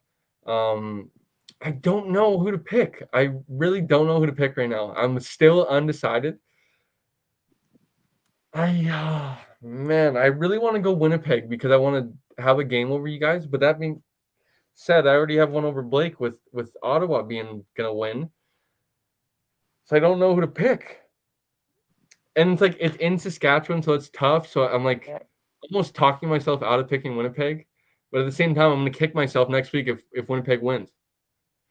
I think ultimately I'm gonna go with the weak answer. I am gonna top out here. I am gonna pick the Saskatchewan Roughriders. And I'm gonna cop out. Winnipeg, I'm sorry. All right, boys. Last thing about the Riders. I don't know if you guys saw it. If you guys are big RP fans, or anybody that's tuning in is big Rod Peterson show fans. Yeah, Uh, yeah. I'm a big RP guy. But he said, I thought, and I know Rod says he kind of says outlandish shit all the time, but he said the Riders would have won with Trevor Harris in the lineup. I did see I that. thought, I thought Rod. Oh my Bro, God. I mean, Sports I can understand. No, I know. I get it because I agree. It's a different game with him, but that's not sports. It's not about if, ands, or buts. It's who's available. That's sports. So it's like my thought too. It was like I agree. Trevor Harris makes it a complete different game, but Doesn't mean also they'll win though. what makes it a complete different game is if Alex Hollins catches two of those footballs, if BC doesn't kick 7 field goals and kicks 5 field goals and kicks 2 more touchdowns, we win by 30 points instead of winning by 15. So it's like, come on, man. Do not say if, ands, or buts. I'm not going to use, if Alex Hollins caught the ball, we would have won by 20. It's like, no, we wouldn't have won. That's such a dumb excuse in sports because injuries happen all the time. I didn't say, if when Winnipeg beat us, I actually probably did. Actually, not gonna lie, but if we had Nathan Rourke, if we had Nathan Rourke at 100%, we would have won. Like I feel like that's such a just a cop out answer, which I knew See, Wizard take because I knew he was in here, but look, no, I get the idea behind it because the experience factor of Trevor Harris is probably what changes that game. But I don't also think that they put up an extra 15 points that's what because I of Trevor mean. Harris. It's a closer game. Yes, I agree, 100%. Sweet. So It's they lose by maybe 6, it's pro- which I it's mean probably I like would have been okay 35-30. with because like I had them at 7.5 covering the 7.5 spread. So them losing by 15 doesn't help me. But that's a different issue. But I also think the issue is Trevor Harris has this perception, and I think it's kind of been the same thing when he was with Ottawa. He puts up a lot of yards, doesn't put up a lot of touchdowns. Like there was like 3 or 4 when he was here in 2018. There was like 3 games, like 3 of like 5 games in a row. He put up north of 400 yards or 350 yards and only had like 3 total touchdowns. And we lost all 3 games. Like there's a misconception around Trevor Harris, in my opinion, around like his production outweighs his actual winning or his actual touchdown production. His yards are great, but out of that 300 and some yards, how many of them were in the red zone? How many drives did he have die within the opponent's 30? And how much did you guys lose by? And if, maybe he goes into the end zone versus settling for a field goal, you win. I don't know how many times we talked about that in Ottawa. But what if our offense was able to capitalize more? It was a question for like 2 years that he was here as a starter. It kind of followed him to Edmonton. The same thing. I don't know. The idea that a quarterback would change a 15-point game is wild. And I respect it. I think Rod's great. I think he has a lot of interesting takes. I Yeah, love spoiler alert, Rod's never coming on the show. No, I actually kind of was talking a little bit with RP, so RP might be coming on the show. I just I know RP conditions. So, we've had him on 13th Man a little while back when we were doing the podcast. Like, we had him on. He's a great guy. I know he conditioned, so like I don't agree with. I know he conditioned, so like that's why I'm kind of giving it right now. It just came up. It came to mind when we were talking about the Riders. And like I totally agree. I 100% agree. I predicted if Brian was watching the show, I predicted it was going to be a close game for whoever had the ball last with Shea Patterson, not Trevor Harris, that it'd be a close game like that. Saskatchewan picked this up twice and still lost by 15. Nothing. I promise you that's probably the best you're going to get going forward with that defense. Although the defense maybe could have picked them off a little bit more. There were some other risky throws. The Patterson put up 278 passing yards. He averaged like 11.1 yards per attempt on 25 attempts. Like, you shouldn't need your quarterback to put up 450 yards, 480 yards, 380 yards consistently to win a game. Like, at some point, someone needs to step up. Someone needs to do something. Shouldn't have to have your quarterback throw 300 plus yards. Like, I don't know. I feel like that it's such a cop out to say, oh, if Harris is in, they win the game. Like, I don't know. I can't do it. Maybe you have better play calling. Maybe if there's better play calling, you probably would have won the game. Maybe if you didn't give up like 35 points, you would have won the game. Like I mentioned, Alex Hollins dropped 2 touchdown passes, and we kicked 7 field goals. If we don't kick 1 less field goal, that's 4 more points. And then Alex Hollins needs to catch those 2 balls. That's just plain and simple. But we will get on. We will go to the third game of the week, Saturday. We have the Toronto Argonauts going to the 0-5 Hamilton Tiger Cats. I'm curious to see if anybody's going to, or how the boys are going to pick.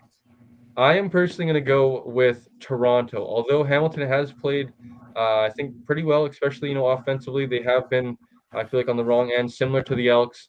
With that being said, I'm kind of similar to the Elks. I just can't pick them until they get a win here, until they prove me wrong. Like I mentioned, Bo has been playing well. He's similar to, I feel like, Trevor Harris. They do put up, not maybe Trevor Harris, but I feel like Bo puts up a lot of garbage time yards and a lot of production when they're trying to catch up, which is great. And it looks great after the game.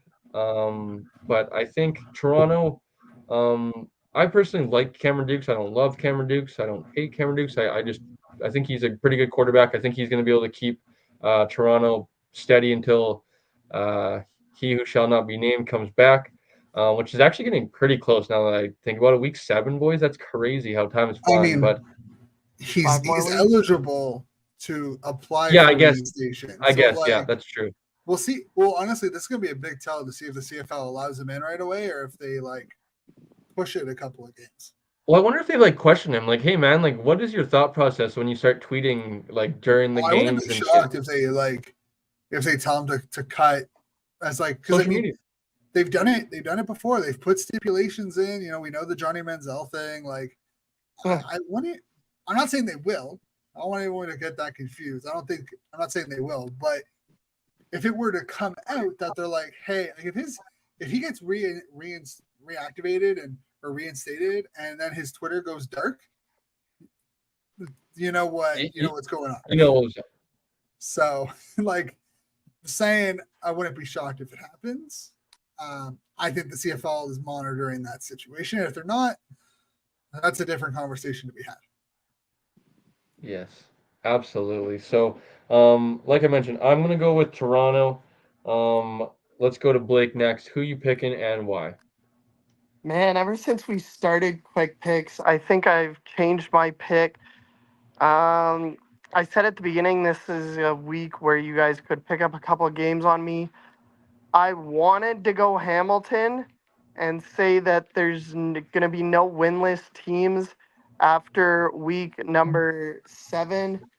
But truthfully, that Argos defense, especially what they did last week, I know a majority of the game was against Caleb Evans. It wasn't against Cody Fajardo, but still, they stymied that Montreal Alouettes offense, especially in the second half. I think they're too good. I think they're going to pick off Bo Levi a couple of times. And all of a sudden, after this week, with Montreal being on their bye, the Argos, if they do in fact win this game, they're only a game back at 4-2. I think they will be, and I think the Argonauts extend the Tiger Cats' misery. Okay, Shane, who you picking and why? I'm going Toronto here. I just Bo Levi's putting up great numbers, and it sucks. Like yes, it's garbage time, so to speak, because he's always trailing because his defense can't stop a wet paper towel. Like it's just they're arguably one of the worst defenses that I have seen in the last like 6 or 7 years.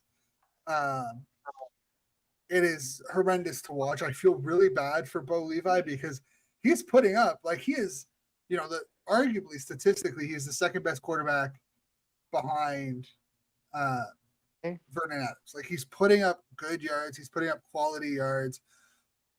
That defense sucks. It gets shredded. So unless for some reason they found some magic potion last week, uh, and they're able to come out here and stymie an offense that put up, I don't know, what was it, like 37 points on Montreal's defense, who was number one in almost every statistical category in the league.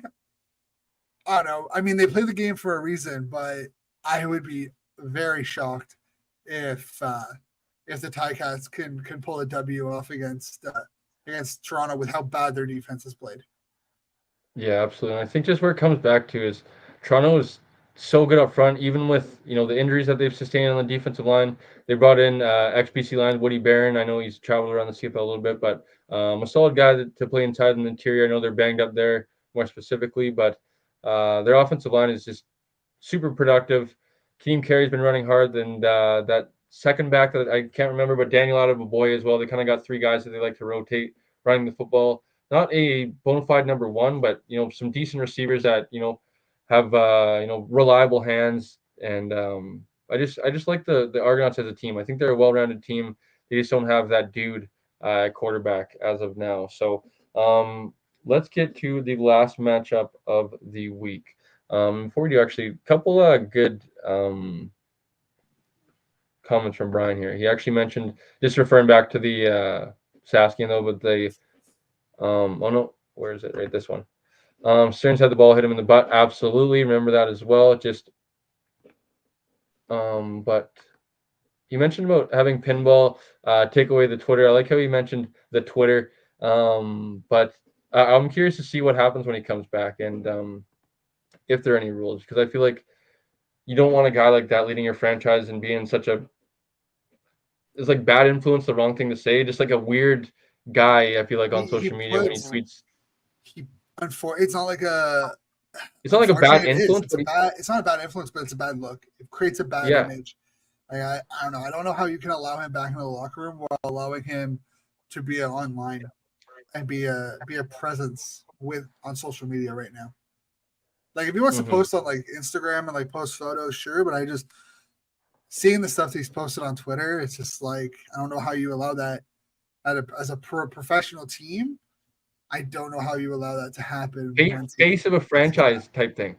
Yeah, like I Yeah, just even he's being a even if he was hurt, like excluding the situation that is currently happening, if he was hurt and doing the same thing, it would still be the same problem. Like it's not a good look for the organization. yeah, he's being a bad teammate. As soon as the Argos started losing, he's like, "Yep, can't win without me." Yeah, it just Yeah, I don't know, man. I'm curious on what happens if he is reinstated and what they decide to do, but I don't think you see him in Toronto in 2025. yeah, I'm curious long term as well. But let's get to the last matchup of the week, boys. Sunday football, 4 o'clock Pacific kickoff. The BC Lions traveled to Calgary for another game against the Calgary Stampeders. BC has a chance to go up 2-0. I don't think there's any surprise. Blake and I are probably going BC. Probably Blake and I are going BC. Shane, uh, who you picking and why? Calgary, not actually. I'm picking BC. I think Vernon Adams is just playing at a level that 6,000 yards. I don't even think people thought was probable.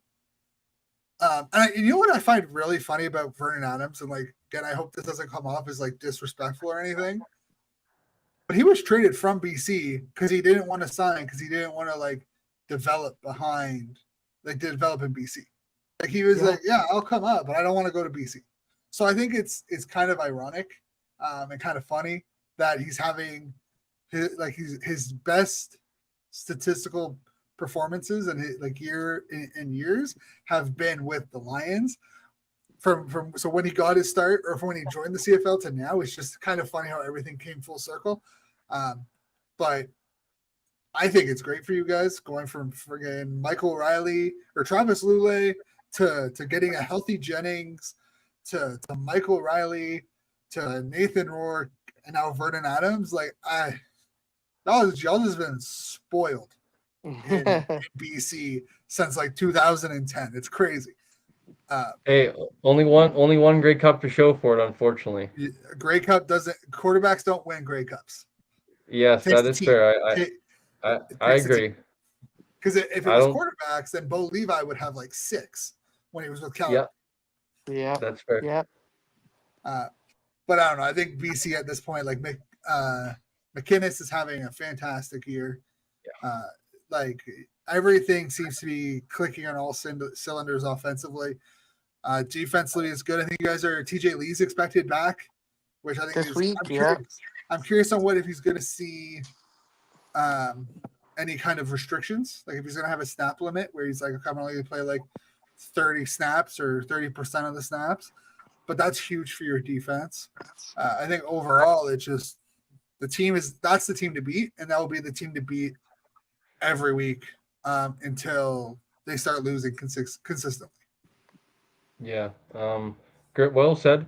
I'm curious from an outside perspective. I saw, was it Sheldon put out the power rankings or whatever of BC was over Montreal. I'm curious from, as much as I'm trying to shift a little bit to be a little bit more professional and not have so much a bias for BC, me and Blake have the goggles on.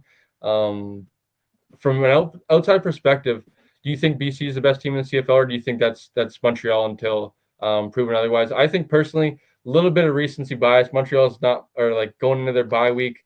I know Sheldon mentioned BC's been a little bit more dominant in their wins, which I think is not true because Montreal's been much more dominant. BC's won a lot of more close games. I think BC just looked really good on Saturday, so it's like the new toy kind of thing. But I still personally have Montreal first, BC second. Now, really, is that you're kind of, what are you really saying? That's like a 1A, 1B type situation. But is Montreal still the best team in the CFL, in your opinion? Personally, no. I said it before. Defensively, they're one of the best that we've seen in the last like 5, 6, 7 years. Defensively, they can win games. But offensively, they can be shut down. I mean, Caleb Evans isn't a world beater. He's a good quarterback. He's just not a world beater. So maybe there's a different outcome with Fajardo instead of Evans in that game against Toronto. But I think overall, as a team, if you were to go head to head, and I mean, obviously there's outliers, but I think head to head, there's more weapons, and VA can utilize those weapons better than Fajardo can utilize the weapons in Montreal. There's some weapons at receiver with like Philpott, but I don't know. I think BC overall, as an overall team, is just not much better. They're more consistent. They don't look frazzled or uh, not disoriented, but there's definitely been times where you watch them on offense and you're like, what are you guys doing? Like they don't always seem to be connected, and then there'll be a drive where felt like they'll hit the receivers for 75 yards on 3 plays. So overall, I'm gonna take BC head to head. Yeah, I think it's close, right? And I think it's kind of like it's like you're not really saying much. Like it's literally the two best teams in the CFL. It's just kind of I feel like your opinion, your preference. Yeah, I mean, you can I'm make not an gonna say no. I guarantee you there's probably people out there that can make an argument for Montreal to be number one over BC, and you wouldn't be able to be like, oh yeah, you're wrong. Like there's valid arguments on both sides. My opinion, I just think BC. If it was a winner take all game, I'm taking BC over Montreal because I think Vernon Adams and that offense will just be able to take advantage of whatever Montreal's defense gives them. Yeah, they'll Yeah, just outscore their problems. I'm sad that there's only one matchup this year and it's so far away. I really wished it No, was a no, little no. bit There's earlier. two. There's two. They're back to two this year. Yeah, yeah. They're Well, they're it's so they far. play every It's team twice. I don't Yeah, think we play thankfully. Montreal until like later in the year though. Is Yeah, like we I Yeah, said, don't. isn't it? It's into the fall. Yeah, yeah, my which understanding was that they're like two times in They're pretty close, 3 weeks or something like that. something like that. Yeah, yeah. Um, so let me see. I have the schedule open right here. So you guys play week 20 in BC, see and then see what you want to hope for is that like and then the week East. 14 in Montreal. So yeah, you get Labor Day, and then Oh, yeah, the that's second right. last Normal week. Labor Day.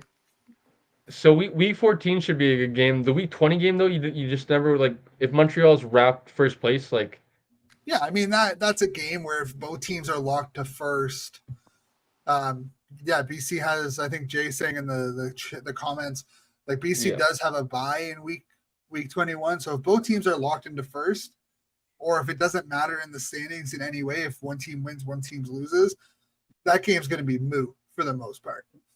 Yeah, but I don't really like that thinking because especially with the Lions already having a bye in week 21, I just don't like having starters after going so hard But for Munch, five and a Munch, half months, getting almost a month off before the West Final.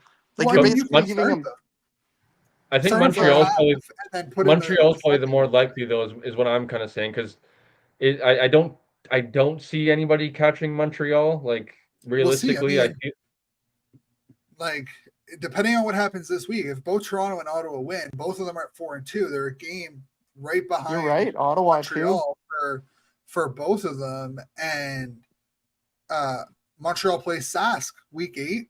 Ottawa plays Calgary, and Toronto plays Winnipeg. Uh, but these guys don't really play each other until late in the season. Like I think, like Ottawa's next game against Montreal is not until week 16, and then Ottawa doesn't play. They play in week 19, and then they don't play again until and they play Toronto week 20, and play Hamilton. Like Ottawa, Toronto, and Montreal, their schedules are so off balance with each other that like depending on how Montreal plays against the West, like the West that crossover will determine how this season matches up. Like for the East. yeah, for sure. And it is still early to say like they're gonna close it out by week 20. A lot of things could happen. Cody Fajardo could tear his hamstring off the bone, and then their season's really down the drain. I feel like because Caleb Evans is solid as he is, he's not. Maybe he takes them to a playoff game or something like that. But I would think they're gonna lose some games, probably fall out of first place. Maybe they hold on to a second or third. But if it was to come down to that, it is still early. But I'm just kind of looking forward. I was hoping that they'd play two times, kind of like where you guarantee that you're going to see starters on starters type thing.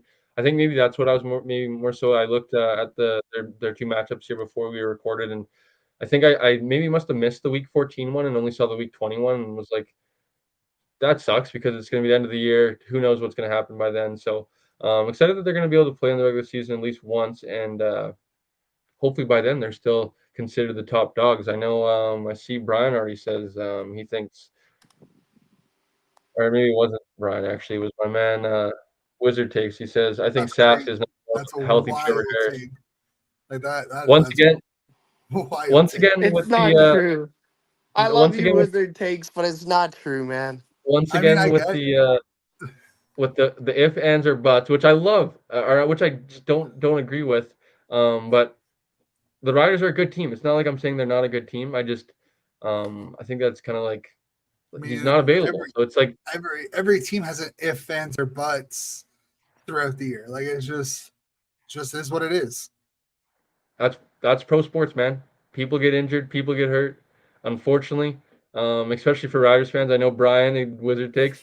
I would honestly just personally hope for you guys' sake you guys don't fall off the wagon after Labor Day like the last 2 years, or else it's going to be real fucking brutal in Saskatchewan this year. Because 3 years in a row, oh man, that would be tough, especially to start off the Corey Mace era. But I think Corey Mace has been doing a good job. I don't see them falling off. Like I mentioned at the beginning of the show, I think Saskatchewan and BC are going to kind of be the two at the top of the West here in the Western Division for the whole season.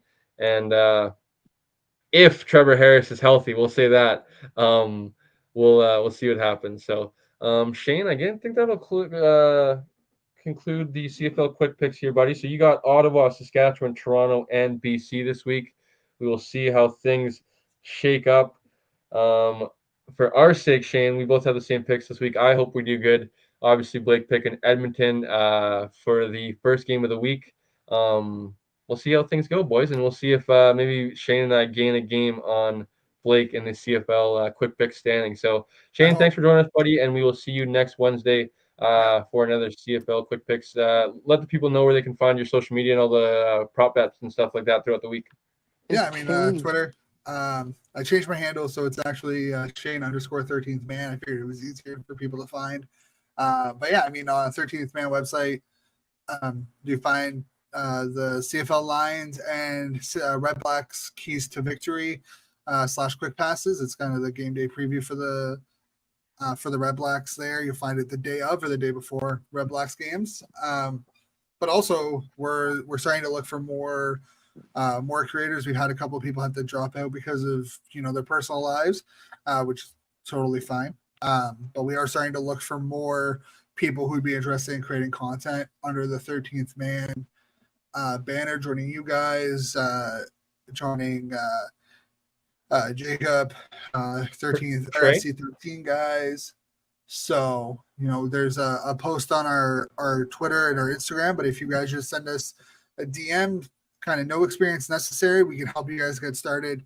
But yeah, we're just looking for some more content creators with the NFL season around the corner.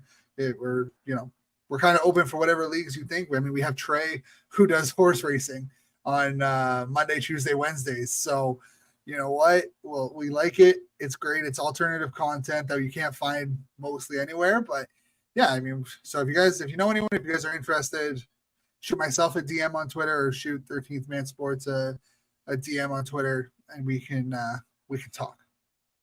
Awesome. Thanks for joining us tonight, Shane, and we'll talk on Wednesday, buddy. Enjoy the weekend. See you, Hey, you as Shane. well. See you guys. All righty. That was the man himself, Shane Ryan of the 13th Man Sports. Obviously, Blake and I both thankful to contribute, be a part of their platform and stuff like that. I know you guys can find our content on their page as well. You guys can find the podcast episodes, all sorts of good stuff on there. Basically, all of our content, our social media, our YouTube. If you guys go to the 13th Man Sports website, you guys will be able to just click links and it'll take you right to our YouTube page, I believe our Twitter, all that good stuff. Shane has us set up super well. I see our man. He has a couple mentions in here. He says BC boys hate prairies because prairie teams are BC boys hate prairies because prairie teams because the Hilltops and Thunder roll BCFC. I can promise you that's not the reason. Number one, we're talking about the CFL. And number two, I would say the Hilltops roll the BCFC teams because yes, the Thunder are a good team, but I think they got one national championship in there as well as the Hilltops fucking 40 or whatever they have. So Too the many. Hilltops by all means, I bow down to them every day of the week. I kiss their cleats, if you will. I have a couple good buddies that are with that organization with that program. Hey, actually a Wizard couple. takes. I just want to ask you about 2021 though. How'd that go for the Hilltops? And that would be a one-off though, I will admit, but I guess Blake does have that advantage, I guess. But it says cover CGFL 13th, man. Why don't you go DM him, Wizard Takes, and you could definitely get started if that was something you'd be interested in. I know he'd love to have some CGFL content on the website. So, we will be doing a little bit throughout the year, like I mentioned every week, like Blake wants to do here tonight on the show. We will give our BCFC picks here this week. And I guess if Blake does want to make this a regular thing, we can do it every week throughout the season. So we did have Kieran Passant, former West Shore Rebel in the BCFC in the CGFL, two-time All-Canadian, three-time, excuse me, BCFC All-Star. We had Kieran Passant on the show earlier, and just wanted to talk a little bit about these guys a little bit more, give them their due, and all that good stuff. So I guess we could do the weekly picks. Blake, I don't know if you're trying to get the schedule or not, but I have it actually, so you're all Oh, good, buddy. that's fine Um, then. so week number one in the BCFC in the CGFL. Let's do it, my man. Um, I will go first, I suppose, I guess. The matchup number one, we have the Vancouver Island Raiders traveling all the way to Prince George to take on the Kodiaks. Shocker, I'm going to go with the Raiders. I think it's going to be a close game, but I think the Raiders will pull this one off. And will be the first game of kind of people, I guess, not um, this won't put the world or the BCFC on notice for the Raiders. I think it'll just ultimately the Raiders won't be an 0-10 team this year. They won't go winless. It'll be a super good step in the right direction. Unfortunately, I believe if I'm not mistaken, they actually play PG in their um, our home opener, or excuse me, they play PG in their home opener, season opener, and then they have their home opener against Oki, which will be a super tough time, and I would imagine probably not a fun time, to be completely honest. But that being said, if they beat PG, I think it just steps puts the right steps. It starts the season off right, is what I'm trying to say. So I'm gonna go with the Raiders to win on Saturday. Who do you got, PG or the Vancouver Island Raiders? I'm gonna go with the Raiders as well. The Raiders have turned over a lot of new leaves here going into this year, and PG, I think they're gonna be better, but they're they have the best fan experience in the BCFC. I know our buddy Wizard Takes has been kind of giving BCFC predictions here the last week or so, and but yeah, I just think the Raiders are gonna be a better team. They might even be fighting for a playoff spot, so I'll say they start 1-0. Yeah, I know PG as well has a the game we went to last year, the University of Manitoba UBC game. They didn't have Jackson Tuchinski in the lineup. They had fudge, what is his name? Matthew Thiessen, I think it is, Yeah. or something Thiessen, I believe, was the University of Manitoba's quarterback. Was not a win for the University of Manitoba, but it was a decent game for them against UBC.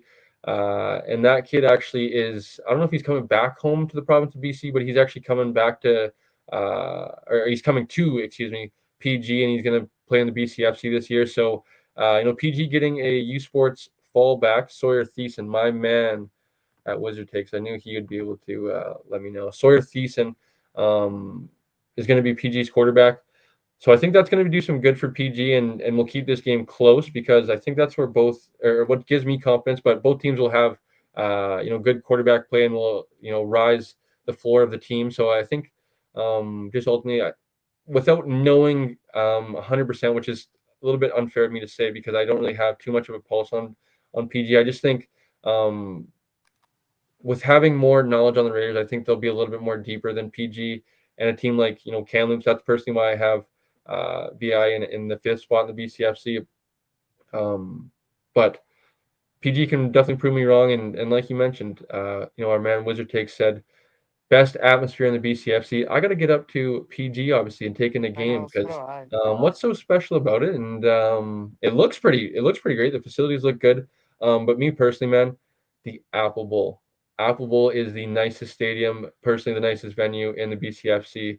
Don't need any fancy new turf stadium like McLeod Athletic Park or any garbage like that.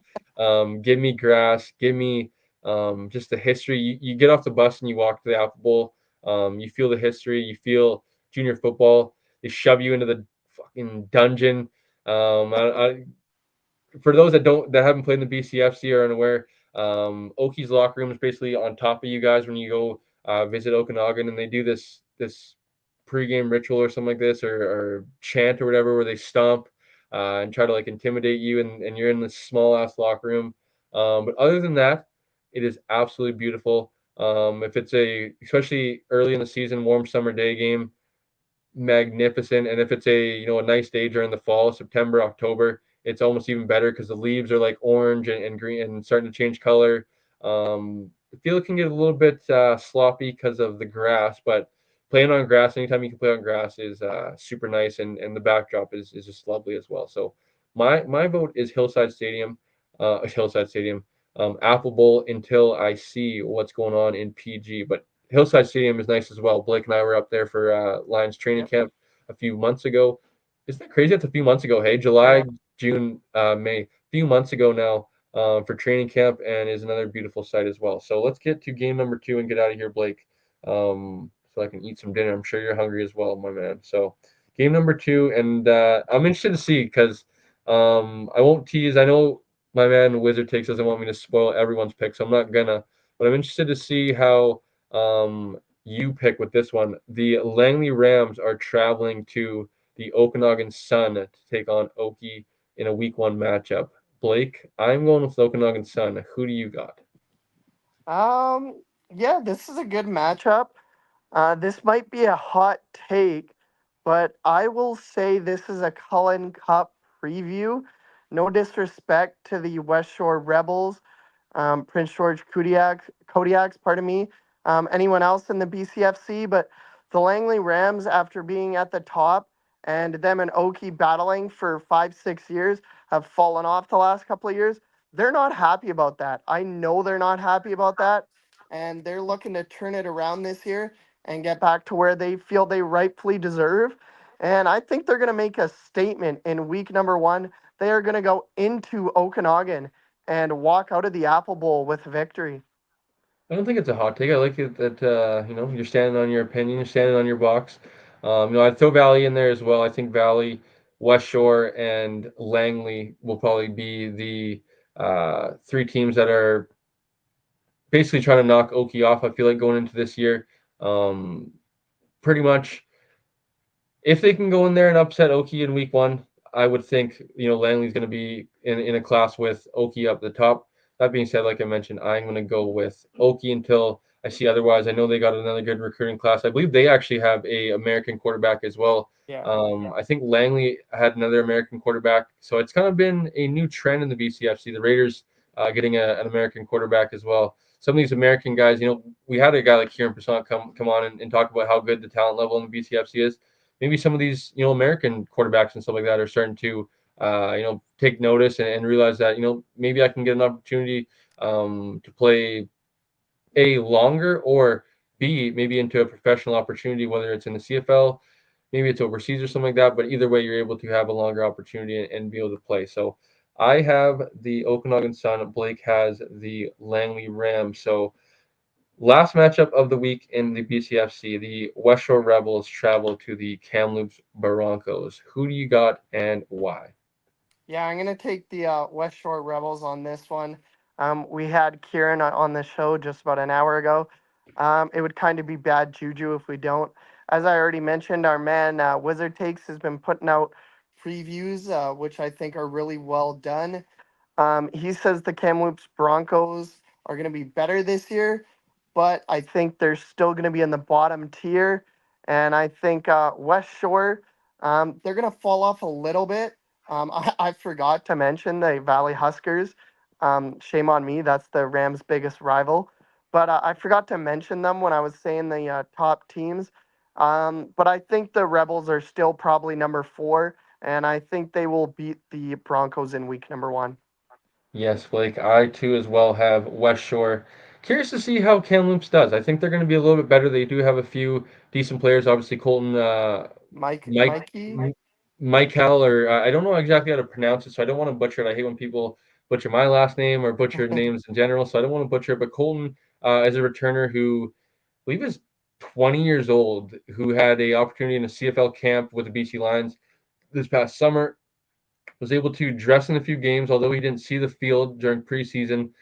Being 20 years old, dressing in a preseason game, there's obviously high hopes for this kid. I would think the Lions are gonna, keep his rights quiet, wait for his, whether his junior eligibility expires or he just wants to make the leap pro. I would think they're going to try to retain his rights like they can in the BCFC Mhm. and try to take a look at him long term.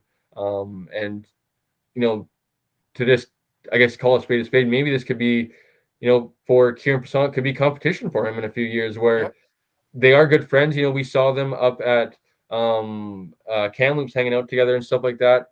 Uh, Good friends, but at the end of the day, it's professional football where they might have to compete against each other, right? Where off the field, I bet you they're probably as close as friends on the team, but they might have to be battling against each other in a few years for an opportunity on the squad, which is even crazier. Wizard Take says Mikael is only 19.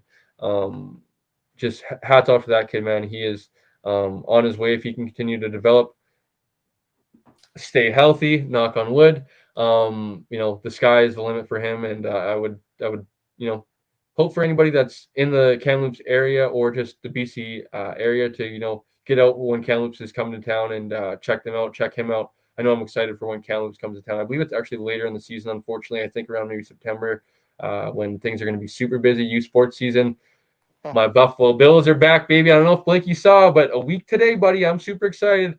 I know this is a CFL show, folks, but that being said, you can see behind me, as much as I love the CFL and I am I am 100% bought into spotlighting the CFL, my number one love will always be the Buffalo Bills. That is no slander on the CFL or anybody in the CFL or the BC Lions. Just the way I grew up, unfortunately. I wish I would have grew up in a CFL house. Maybe things would have been different. But I am so excited, man. A week from today, Blake, I will have so much more football content to consume, which is the best time of year. Training camp, CFL season is started. U Sports is going to start in September. BCFC is starting Saturday. Things are going to be wild. Like that is why I'm going to go on a little bit of a break this weekend. Take a deep breath, go for a camping trip, recharge the batteries, gonna miss a few good games. I'm gonna, I'm intrigued to watch how Edmonton responds versus Ottawa. I'm interested to Yep. see that Winnipeg Sask game. Not gonna be able to watch those live. It's gonna have to be either a rewatch time or just watching the 10-minute little highlight video to catch up for it on next week's show. So I think that'll end today's show. But before we go, like, comment, subscribe, all that good stuff. Blake, we were at 204 subscribers when we went live. So hopefully, we had a few listeners on YouTube were able to subscribe. I believe hopefully everybody on Instagram was able to tune in. I saw earlier in the show. It's not on the same tab, so I'm not too sure, or it's not on the same chat, so you're not able to add into the StreamYard chat. But I believe the Instagram live stream was working, if I'm not mistaken. So hopefully everybody on Instagram that was tuning in was able to enjoy, and we can start adding that into our routine of going live on Instagram. Super easy. All you have to do is add a stream key. With not going live on Twitter no more, I think I'm going to add back the 13th Man Sports Facebook page because you can only go live on 3 platforms. So we have YouTube, Instagram, and then Facebook would be the third. So stay tuned for next weekly show, and then Blake and I will be back Sunday. Blake, what are your plans for Sunday? Let's maybe discuss this live on air like we always do, not professional, but who gives a crap because it's as genuine as it gets. So, Blake, what are your plans for Sunday? Are you just going to be watching the game, or are you going to be, out and about watching the game? Or Yeah, I'm gonna be working for the start of the game, and then once I get home, I'm gonna have to, or once I get off work, I'm gonna have to come home quickly because kind of here by myself this week. No one else is home.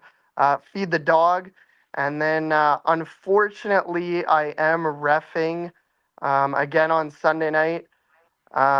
Behind the scenes, kind of, it's not something that I like doing. I don't like missing shows, but unfortunately, my refing gets scheduled months in advance. and like before I even know that the Lions schedule has come out, so I am not available for a show on Sunday. That is a-okay, Blake. Are you home alone? Where did Jack and McKenna go? They're at her parents just for the week or Oh, I like see, I see. So yeah. you're not actually. You made it sound like you were alone. I was like, oh, No, no, no. they left you all alone. Where did you get left out of it going? But that's all good, dude. Maybe you'll be able to tune in like you used to, of tune into the chat. Yeah, for sure. But if you're able to listen, that's awesome. If not, I know you will be willing and able for next Wednesday. As always, we'll see you guys 6 p.m. I like to say sharp, but 6 p.m. ish, we'll say, every Wednesday night throughout the CFL season. CJFL season, CFL season, and U Sports season starting soon. We'll have three leagues to talk about. It'll be a lot of fun. Stay tuned. There'll be a little bit more BCFC content now that the season will begin. Maybe depending on the Raiders don't play at home this week, but next weekend maybe we'll do a little bit of live streaming on the Instagram page or maybe the Twitter account, something like that during the game. Just being able to get people to live stream, because I would hope by then they're going to be able to figure it out. But the BCFC just announced earlier in the week that they, for whatever Yeah. reason, don't have a streaming platform because it's the BCFC and they're the BCFC. Shake my head, but that's another rant for another day. We'll just end that. Hopefully by week 2 they're able to find somebody. They are saying that they're going to be able to find somebody for week 1. That being I said, know this week's Rams game is going to be on Telus. Like the actual like TV, it's like yes. 1981 or something like that. So But good job, Blake. Actually, so one game a week will be the game of the week, and the BCFC will be broadcasted on TELUS. Like Blake mentioned, I don't have the specific channel, but it's TELUS high number channel 1981. 1981. Thank you, Blake. You guys can find a game of the week every week during the BCFC season. I believe they did this last year as Yeah, well, they which is did. pretty cool. Not being a cable subscriber does kind of suck, because it would be cool to watch some BCFC games, but I'm just hoping stream on YouTube, man. Like, don't I hate that Right? they're beating I around the know. bush with this. Just do Stream it. on YouTube. You would grow so much more. It would help people want to tune in. Yes, you have to do it free and you don't really get any profits out of it, but if you keep growing, you can monetize your channel and then start to benefit off it. So I feel like it'd be a good thing for them to, grow their YouTube channel that sort of way. That being said, I don't expect them to, because like I said, they're the BCFC. I will end my rant there. But if you're in the BC area, if you're in Nanaimo, Victoria, Langley, Chilliwack, PG, Kamloops, Okanagan, find a local team and start to root them on. Go take in some BCFC action. You won't be disappointed. So that'll do it for Blake and I for another episode of the CFF Weekly Show. We will see you guys Sunday, and then Blake and I will see you guys next Wednesday night. Have a good night, everybody. Enjoy the weekend.